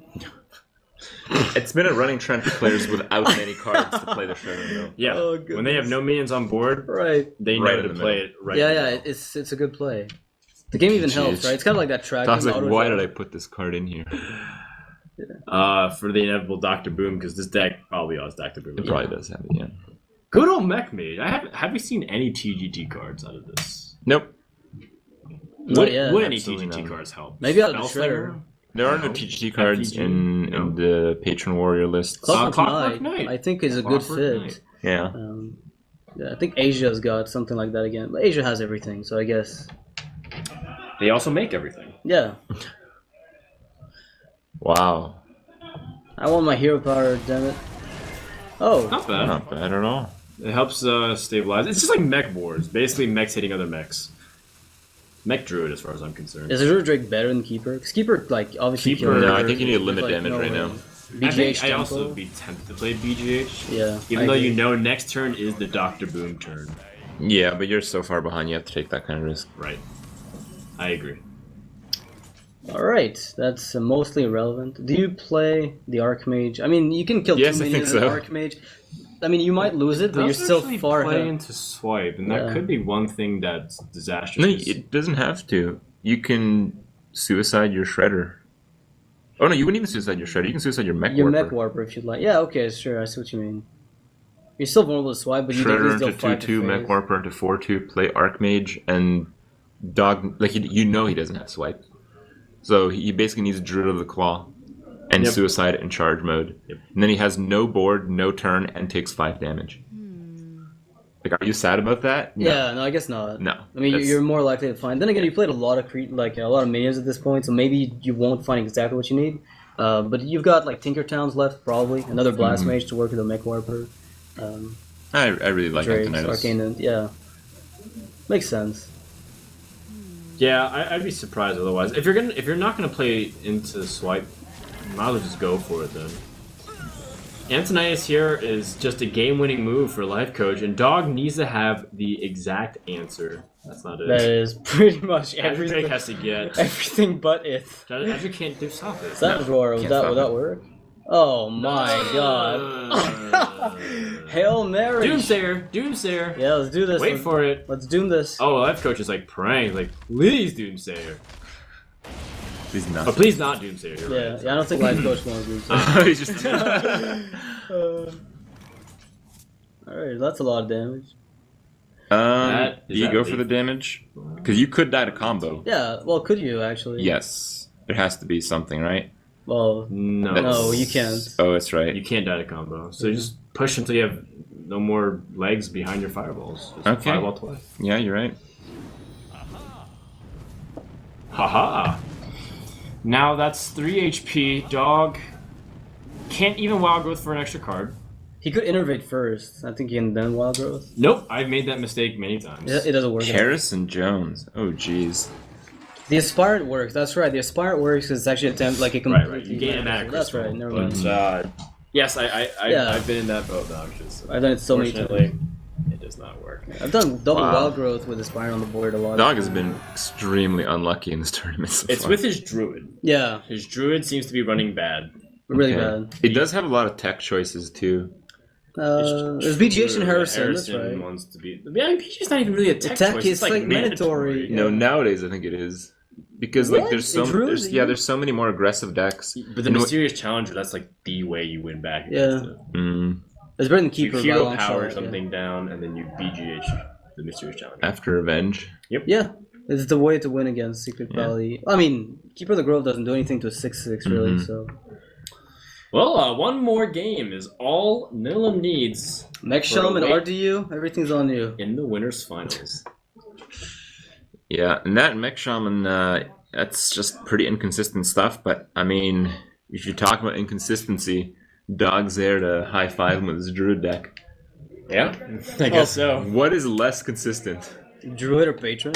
No, Druid or Mech Shaman? Shaman. Like yes, Dog's less than Shaman both, right? head to Right. head against the druid is pretty good. Yeah, Just because it punishes slow starts. However, druids have recently bolstered their early starts with living roots. You can And zoo them down. Darnassus. The same Have we seen weakness. Darnassus? I think we have. Yeah. Well, remember he had to. I don't think we've seen Living Roots from him though. No, and We've it seen seems from the other druids. From right. Thighs, I think, yeah. From Shrevko also had that Yeah. with Nimsh's Right, druid that right. likes to play. So that might cost him a little bit. I mean, that one mana spell sometimes kills a card that hit you for 10. Yeah, and you can always, like, against certain matchups, you can also just drop the 1/1s and it'll do a little bit of work. Against Shaman, I don't know if that's ever worth it because of Zapomatic, but Yeah. And I don't know if the changes to Shaman benefit too much against Druid, but I have to imagine Tuskar Totemic is very annoying to deal with if Yeah. they get the definitely. Stoneclaw Totem or they get the Manatide Totems, like all these different things. are very RDU has been debenched. unbenched. Debenched. Debenched? Debenched. De-unbenched. And then he's rebenched. Is that what that means? I don't even know what's going on right It means RDU can play the next game. Yeah, that's what we're trying to say here. Yes. Now, Dog probably would just queue up the Patron Warrior. Why? He's got under both. Yeah, I guess he hasn't revealed Warrior. Yeah, so he might just keep it could be hidden. in his best interest to keep Warrior hidden. Right. Definitely play Druid then. 'Cause I'm sure I forgot about that, but that's absolutely correct. Yep. And then, this is not actually going to be relevant at all, but if Dog loses with the Druid, and then he loses with Warrior, he gets benched twice in the same series. You can't. There's only one win left from the other team. Yeah, exactly. It's not relevant because the series is over, but he ends the series how he began it, which is benched. That's pretty sad. That's alright. Could be a highlight for tomorrow. Could we patch up video together if that happens? Well, it's just, because Dog's like a nice guy, so it's just you feel bad for him. If ECOP got benched, I think no one would care. Yeah, no one would care, I think, yeah. Maybe ECOP's Makes sense. but that's about it. Just ECOP. ECOP would even make a clown, be very clowny about it, it's fine. Maybe. Just make you big eyes on the bench. Yeah, sounds about right. That is pretty interesting, though, that Warriors, the left, is still such a dominant class in the tournament scene. Has he played it? Not I don't yet. think so. Every game he's lost has been with Druid, and he just hasn't played Warrior. Not yet, no. Maybe there's something weird about it, I don't know. It might be like Control. Yeah. Could be definitely Control Warrior. It could be Control and... But the problem... Okay, so when did Tice win with Druid? Very early. I think it was like the second game, yeah. Okay. And then they didn't bring out the Warrior then, so it probably is Patron. Oh, Dog's been practicing a lot with Patron to improve. Well, it's Nihilum versus Valley Town. Wow. Whoa! That's news to me. Yeah. Yeah. Versus. Oh, that's sad. I just realized that there's a $sign on top of that thing. Okay. Yeah. Yeah. That's what they're here to do, to win the monies. Mm-hmm. All right, well, we don't have any true inference of what kind of warrior this is. Not yet. Every warrior has those 3 cards in Garrosh is Patron. Magni is Control. I thought it was pretty obvious at this point that the only players who play Control Warrior... No, I think just playing... Mike had Magni. Yeah. Who did? Hyped. He was playing Patron? Yes. Yeah, that's why he lost. Because he went against the rules of the universe. Yeah, I mean, Magni is like, you have to pay for it. It's Wallet Warrior Incarnate. You can't go against that. It's established rule. Alright, well, I don't know if... Oh, yeah, he didn't hit the button yet. Good. He still had another chance to drop those lava bursts. Now, the Fireguard Destroyer, if it doesn't get executed, it's going to do probably a lot of work against this warrior deck, because most of the minions early on are very scrawny, and even if you have a weapon to clear it, you're hitting it twice. Honestly, RDU's hand for Mech Shaman is probably one of the better ones against Warrior. You have like 2 sticky mechs, an Anotron that's almost... 3 sticky mechs. Yeah, 3 sticky mechs if you count the Anotron, basically. So, yeah, this is looking very dangerous for Dog. I don't know if I like playing a Noyatron so early. It feels like it's so good against the early game weapons. It's true, but you want to coin a 4-drop. You want to coin a Shredder, not a 4-drop. You want to coin a Shredder, and then you want to play the Fireguard Destroyer, and then you want to play the other Shredder. That's true. That's the 3, 4, 5 you manipulate with Overload. That is a very good line. But then, what do you gain versus playing this Noyatron now compared to later? I guess it's... You could just Power Mace here, I suppose. Yeah, maybe it's just a liability. Actually, I like Power Mace more. Whoa, double Doom Hammer. If he doesn't kill with the first one, the second one's definitely going to do it. But it's going to clog his hand, though. I think the game might not go long enough. I like it. It's very reminiscent of the I think this is like how Koreans really like to play the Shaman. And I think it was introduced in the North American scene by Hearthstone. So it's a very powerful bursty Shaman. The only thing is that you usually don't use all the resources. Like there's too much overload. There's too many Doomhammer hits. Yeah. And also you might get awkward draws. But in this case, the draw is okay, and the warrior's taking his time. Alright, Death Spike comes down. I think that means Fireguard Destroyer's better play than Shredder. Yeah, because you're forcing the execute after, or Slime at least. Or Whirlwind. There's like 1,000 plays you're forcing. Yeah, I don't like the Shredder. I mean, the Just Shredder does have body, something stick right? onto the body. Yeah. It feels like the Fireguard Destroyer requires removal, and the Shredder just dies to the weapon. But don't you want to make... Okay, yeah. I'm sure it does deal 6 at least, and possibly more. What is the implications of playing Fireguard Destroyer? That means he only has 5 mana total next turn. Yeah, the overload, That's I mean, okay. could be... Yeah, it seems to be fine. Because of You also Shredders. save the weapon. Like if you play the Shredder, actually no, you can just Shredder not attack. I Well, like that. one thing you have to consider is that you have 2 Doom Hammers, and you might want to start getting them out soon. Yeah, that's kind of what I was thinking Every turn about. you miss is 4 damage. Mm-hmm. Even still, I think that the size of the creature is really important. I think you don't attack. Yep.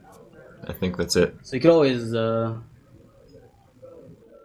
the second one and 4. Oh wow, another Death's Bite for Dog. The thing is, he's not armoring up while he's doing all this, and that kind of plays into RDU's goal, which is just deal damage once and get out of there. If I top deck Lava Burst, then that's fine too. Yeah, but this also makes Battle Rage live for Dog, and he's not dipping to critical health, so I think he's... Just yet, yeah. Still think he's okay. Gonna clear. Let's see how this works. Oh, no, he's not gonna clear. Man of Rage. Wow! That's great. That's a bit of an annoyance. Dog. Yeah, It's that's okay for RDU though. Yeah, I mean, he can't play some of his swing cards maybe if he wants them. Oh, Another now Shredder's good. no, really now good. the Shredder's really good. Yeah. Shredder's really scary. Well, I mean, it would have been better if he had the opportunity to play the Shredder and then play like Zapmatic and try to buff it or something. Yeah. Mm-hmm. But in this case, it's going to be difficult to try and stabilize. If he uses executes this early on, he can't actually do Double Mana Wraith, the dream. 2 mana raise. That's the way to balance. Yeah, nature. let's do this. 7 mana. Oh no. Ooh, an Undercity Valiant. That card is. I think he has to play the pretty cool. Frothing. It's not good. It's cool. It's cool. Yeah. The art's Wow. He's gonna try to stall more. I kind of thought he'd have to play the Frothing to actually contest the board at some stage in this game. Oh, that's a great. pretty decent Wow. pickup. I think if there's a sign that he should start whacking away. But Do you? the mana rate's annoying, man. Yeah. You can coin a totem, and that would actually be hilarious because the Mana Wraith wouldn't die if it's a taunt. You're right. It could be the mana rate's actually making it problematic for your opponent too. Yeah. Yeah, you're not can't the only combo one. you. Yeah, he can't go for like a crazy. He needs like 2 Emperor ticks instead of 1 if he wants to go Yeah. that way. And unstable ghoul and everything is just way too expensive. Oh, he's 3 not mana. doing Henry. Yeah, he's playing He's gonna minions. coin I out the guess. Zapomatic. Yeah, Okay. like you force him to spread the damage and have a whirlwind or an execute, which means you're taking away Right. combo pieces, right? He needs second whirlwind, Yeah. which he has. And Dog instantly plays Patron with second whirlwind. Yeah, he's gonna end with 4 here. Yikes! And that's gonna make RDU race with the Doom Hammers. Yeah, it's So- a pretty okay race though. I think you're happy to take this one because you might be able to win it if you find like It's lava gonna be burst. close. It's gonna be very close if he picks up Crackle or whatever next couple turns. Yeah, Another Fireguard Destroyer. those are staying in hand for the rest of the game. Do you just Totem instead of Rockbiter here, or are you afraid of the ghoul and you want to punch the damage in right now? You need to stall for time. You need to win the game. Ooh, that's a good totem. I don't know about stalling for time. Yeah. Well, this stalls for a little bit with the totem. Alright, so Rockbiter deals 10 next turn, assuming Dog armors up, that's 5. No Battle shield Rage. Lava Burst does it. Rockbiter does it. block. Crackle can do it. The ghouls are there. Those are crazy Yeah, draws. the ghouls are pretty valuable. That's true. Yeah. That's a lot of ghouls. And a lot of patrons. 1 ghoul, 1 frothing. Do you really want to be that greedy, though? Yeah, maybe not. There's like 3 cards he's been holding on to for a Yeah. while now. I don't think you can. You're I right. think you can still just set up a way to kill him in 3 turns Yeah. and still guarantee yourself to be safe. It's kind of awkward for RDU. He has to waste so much. Like, he has to waste like 10 damage on these ghouls. And he's just giving his opponent more damage output. No. He needed The that first to be, time that card is drawn ever. he with needed this that deck. to be burn. Turn 8. That was like burn or bust. Oh man. But he's gonna burn. It's not in a comfortable way. Can you just play Fireguard Destroyers?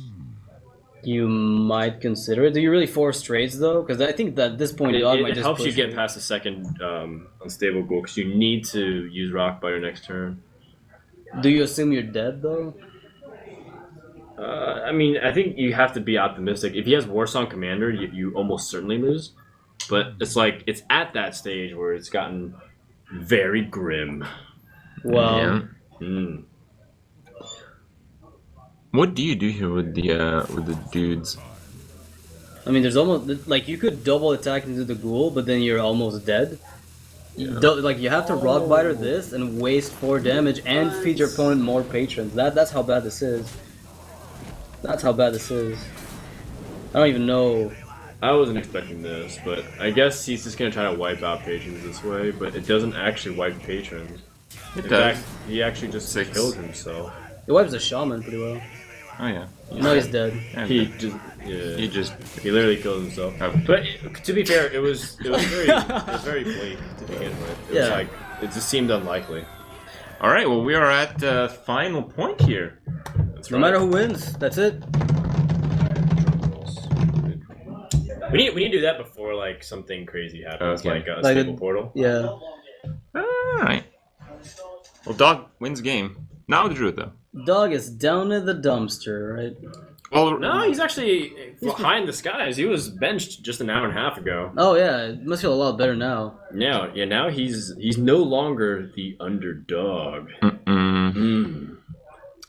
He's Well, he still well, is, yeah, I think actually, he is. because Yeah, of the he druid has versus a the really mage. kind of weird slow druid deck, Yeah. and he's got to win twice, right, against the mech shaman. and his druid deck has had some of the most unbelievably atrocious starts we've seen in But this isn't entire that mean tournament. he's due for Yeah, the balance god out. druid start? Because it's like Okay. druid's known to be consistent across the board, and you lose the games you don't draw wild growth. But that's like the 35-40% of the time. Yeah, I think there are druid players and non-druid players, and the druid players just start the game with wild growth, That's right. and he might just not be a druid player. It's actually a $10 purchase inside the Oh. store. Yeah. You go to the store option, the shop option. Oh, He bought it. druid player! Yeah. Wow. Maybe he got like he first, he did forsake druid for so long. No, No. It's part of it. That In is fact- actually really good. But it's not available right now. It was only a limited time buy, so people looking for it right now. was it in can get it. beta? But for the next hero skin that's in Druid, I'm sure they'll put it back on sale. Double wild growth though. That's not bad considering The that hand, he yeah. actually has an ability to utilize it. A lot of times, a second wild growth is not useful because you don't actually have time to play compared to a minion. Yeah, I can't wait for the Hearthstone on Doomhammer. That's going to be pretty big, but I think that might not even be the story of the Ooh, a game. wrath. That's pretty good too. Yeah, it sucks a bit because you have to delay your 5-drop, but at the same time, it's still the best play you'll ever have, and you deny the Shredder on the following turn, right? Yes. Yeah, if you get shredded, you might just take too much damage this game. I think he's thinking about it. There's definitely something to think about, but I think he's eventually going to decide to wrath the mech warper. Oh man, Dog is going for Okay. the He's going for ballsy broke. plays. And he's not terribly punished for it. Not yet, yeah. In fact, it ends up somewhat Doing being nothing. because Yeah. it would have been played. by one. Dog is happy. Yep. So he realizes, okay, no shredder, no way to really take advantage of the curve. Azure Drake's gonna really pull him back in it, and he's gonna force a situation where his opponent has to trade into it or remove it. Yeah, and the Force of Nature is also a pretty good way to clear the board in a desperate moment. if Are anything. we gonna crackle this Drake? Yeah. No, I don't think we are. I think we're playing Flame Tongue and Spider Tank and Okay. suiciding the Mech Warper? temporarily buffed mech warper. Okay. Yeah, that sounds good. I mean, the 4 health minions are pretty tough to handle. I feel like the payoff from the crackle is very high though, because then you can leverage a very healthy board with 2 3/4s and a 2/3, and you still have Flame Tongue to him the following turn. I just think you get more value out of the Flame Tongue if you play it That's like true. now. On turn 6, what does your opponent do? Well, Dog will just wipe everything off. If the 2 Spider Tanks are up, he'll swipe and wrath the 2 Spider Tanks, and then the Flame Tongue will be left with 2 health alone. It is a pretty safe option. I like it. Yeah. Crackle is also good finishing damage, so you don't have to necessarily use it as removal pieces here. There's a chance that even without a board, he still makes it through. Wow, RDU He with says the- there's no good swipe option. Okay. Wow. And this is how a game is ended. Yeah. This looks pretty bleak for RDU going forward. I think that was that them shouting at the play that which was made. Yeah, Because he's about to. I mean, he's about to wipe the board. Just yeah, super- like he doesn't think there's a good swipe, but I There's a- think the I swipe think is the crazy. 4/4 has to kill the 3/4 first, why? so it stays alive, right? I mean, you hit everything for 2 with the Azure Drake, right? With the swipe. Yeah. So You you can kill also- the you yeah. can kill the flame tongue. You can let the mech warper on 1 health. Oh, you want to leave the mech warper? On 1 health, I think Yeah. I'm comfortable with it. Yeah. Oh man. But okay, he still has some burn damage. I think he's counting on weapons to carry him forward because he knows he's gonna have like an extra 10 damage here, so he needs to. Oh, man, that's a big draw. Crazy draw It's here 6 for damage. RD. Oh, he's got some spell power coming up. Yeah. He can actually kill the Drake with Earthshock. He's probably not Dude. going to. Okay, so he's got 5, 8, 11 guaranteed next turn. Possible lethal. If, Yeah. if the Yeah. spell power totem survives. Oh man, what a way to go. Which most likely will happen. Oh no, because Harrison Jones. Harrison is Jones, so yeah. big. That's a bit of an issue. That's the thing. Like Harrison Jones, the problem is it takes 5 of your mana as dog to actually Yeah, play. and also Dog has this Force of Nature and Savage Roar. So Right. this means if he can survive 2 more turns and have a No, reasonable just board- one turn, Darnassus. Yeah, Darnassus Spirant. Oh, can you're do it. right. The Darnassus Aspirin. Dude, he's turning this around, so RDU needs to How draw much damage some is way that? to end it. RDU can 11 actually. plus 6. Another That's lava- lethal. That's that's- 31. That's 31. Yeah. Another And Noyatron stops it. Stops 6 damage. Mm-hmm. So you kill the Drake with the Earth Shock just to negate the. Okay. Yeah. How much? He hypothetically could kill him? No, he only has 13 damage max because of 6 plus 7 on Yeah. Crackle. Right. Yeah. So he needs to kill the Drake, right? He's gonna Crackle? Lava Burst, Earth Shock. You can still win. Like the stop deck Wow, lethal could that was still a work. 4 roll. That was the lowest. Oh no! But you can still win. Yeah. Oh gosh. Yeah, okay. it'll take another Lava Burst or a Doomhammer No, without taunt. because the Drill Hero Power, it'll take another crackle. Another Crackle, Right. you're right. So he has to Earthshock the Drake now, right? Yeah. Yes. Well, And then that's- play a Noyatron. I'm just surprised. Like, why did he crackle there? Because he has a spell damage. He wants the extra. think- yeah. That's true, yeah. Yeah, and I think he isn't sure if he has the mana to do it next turn. Mm-hmm. You probably would be able to. The thing is, Wow! Such an aggressive move. He's gonna put Dog down to 4. Just in case he gets the other Yeah. lava burst. And at game 11, Ardu's putting all his trust onto the last Lava Burst or another Crackle. it's doable. It's fully doable, but better top deck RDU. All right. Well, the damage isn't quite there. Dog is 25 right Yeah, now. he's a little shy. He's gonna have to Yeah, trade into it's spell. basically whatever he feels like is the best. Emperor might be it. Yeah, just Emperor here. Yeah, Emperor armor up. Make sure you don't die to like a spell damage bolt or a Doomhammer even. I mean, Pilot Shredder. I mean, it actually doesn't really matter because Pilot Shredder's more sticky. Yeah. So he feels like that could be his best chance. As long as you like throw stuff on the board.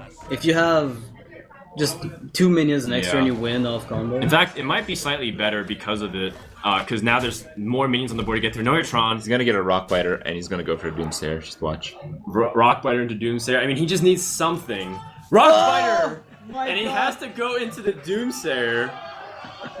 Everyone's going nuts downstairs. crazy. They are going It's crazy. his only option to win the game. He has to go for a Doomsayer. He has to go for a Doomsayer and then get like something ridiculous, like a Lava Burst with spell damage totem or a Crackle. That Crackle earlier, yeah. not doing, just doing the minimum amount of damage. Just 2 more damage would have Just done 2 it. more damage Yeah. would have been it. Yeah, the upper 50 percentile would have actually won the So game straight he's up. wondering, can he get away with holding Rockbiter And waiting for and Doomhammer. waiting because can his opponent kill him? Yeah, I think you assume you're dead, right? Okay, so if his opponent has a Savage Roar, just one Savage Roar, how much damage does he take? It's plus 10. 11, 15, Yeah, he's plus way dead. 20. He's dead, just a Savage Roar. Yeah. One roar is enough to kill you. You might just try the Rockbiter all Okay. in. This has to be is it, he, right? where's he going with his Rockbiter? Oh. No, he goes face! And that's it! Dog survives with 2 HP, and the Wow. Druid, even though it lost 3 games through terrible, terrible misfortune, Dog has been able to win where it counted the most. RDU is devastated. Yep, the Shaman deck does not end up pulling it through. Oh, Dog was down to 1 for funsies. Yeah, just attacking that into was another Tron. so dramatic. Wow, the craziest finish to this series I Trump could is imagine. yelling as loud as he can. Was that Trump? Yeah, and yeah, that's a gonna little be bit. that's gonna be in the next Trump reacts to things video. I Trump suppose so. hugs dog. All right, well, Valleytown does take it. Well deserved. I mean, they Right. really did get really screwed on the luck Yeah. early on, and at the end it was just good enough. I'm not going to say good RNG. It was just good enough. There were definitely some good moments, some bad moments. As it looks like, as you saw, they're getting ready for an interview. What's happening, Amaz? Okay. Sounds good. The funny thing is, like, if that crackle just rolled a little higher, Yeah, well, 2 more damage, basically. 2 more damage Yeah. would have been it. I mean, a lot of really small things. We could pick at Crackle, but there's a lot of other consequences of. But I think that the all-in play almost panned out for him. Like, the all-in play almost panned out. He didn't trade into the Drake Right. and lost his board, and Yeah. that was another thing too. Yeah. All right, let's get him in. Cool stuff. Are we all coming in here? All right. Yeah. So we don't actually have enough chairs for everybody. We can just stand. Okay. So you just go the crown around. No, you deserve a seat for that. No, we'll both stand. We'll both stand. All right. There's a seat. Someone can sit in it. That's true. Go ahead. Okay. I'm just a dog. I don't deserve a seat. Yeah. So so how does it feel? Let's talk to you, dog. You had some pretty bad beats with Druid, and it looked really stressful at times. Being down 5-4, what's going through your mind at that time? I don't know. Just Druid's hard because if you don't draw well, you can't do anything, right? Like sometimes you just like want to perform well, but there's really not anything you can do. Being behind is for me doesn't really mean anything because you play the best you can either way. So like, how is being down any different? Yeah, I mean that's kind of the nature of card games, right? Sometimes things can go your way, sometimes they can't. How did you guys feel going into the match against Nihilum, Trump? Like, did you guys feel very good about your chances? Did you expect it to be that close on game 11? Well, we actually had a lot of strategizing, and in this format, Cloud9 got to pick their opponent, and we actually made the assumption that they were going to pick Tempo Storm. So we actually kind of prepared against Nihilum, well, just a little bit. The decks we brought were actually really good. Kibler made a really good call choosing to bring Priest. Priest was really good against their lineup. We actually weren't entirely expecting that. But, man, good stuff. What's with the notebook? It seems to be that point of conversation because you're always writing in it very meticulously. Is that the secret to all the strats there? You don't tell me what's in it, but is that the key? I'd like to think that your tome of knowledge? I'd like to think that I'm one of the people in Hearthstone who actually does a lot of research and does a lot of preparation. I've seen just about every single game that Nihilum has played in the Archon League, and got to study up on your opponents to get that small edge. When it's a best of 11, any small edge like stockpiles a lot because there are so many games. I think that the sort of research and the meticulousness that Trump approached the regular season with actually had a lot to do with our success. I think that we put ourselves in a lot of positions that we were able to bring an excellent lineup against our opponents, to outpick them at various stages of the actual match, and it went a long way toward us being here. Do you have any comments about the lack of Hunter from Nihilum at all? I wanted to ask them about it, but I'll ask you guys first. Mistake! I was surprised. I was like, why not know Hunter? Do you have any opinion on that? Was a little strange. Hunter's just so good right now. It's one of the top and instead decks. bringing Shaman. Yeah, they tried to make Shaman go face, but it didn't quite work out. In fact, in that game, even though Twitch would have gone face, they would actually be wrong. Face was not the place. The Azure Drake getting left up in the last game actually probably was won great. the And game. then you guys were like screaming like, yes! Like, We that was literally really were. good, yeah. Trump and I were watching downstairs on the couch, and as soon as he attacked the face, we were just like, "Oh my god, he won this game!" That's good. Well, I mean, that wraps up the first day. You guys go on to Cloud9. Do you guys feel like is this the hardest hurdle that you have to overcome, getting that first win? Maybe not necessarily against your opponent, but just for you guys yourself, because you guys are the unestablished team compared to some other people. What are you talking about? We got the Master of Duels on our team. And once again, Kibler has a good record. We're going to continue to do just fine. You might as well just give that sign to me, Amaz, instead of like holding it like 15 feet away in the dark. So tomorrow, 10 a.m. Pacific Daylight Savings Time, Cloud9 versus Value Town, followed by Tempo Storm versus Nihilum.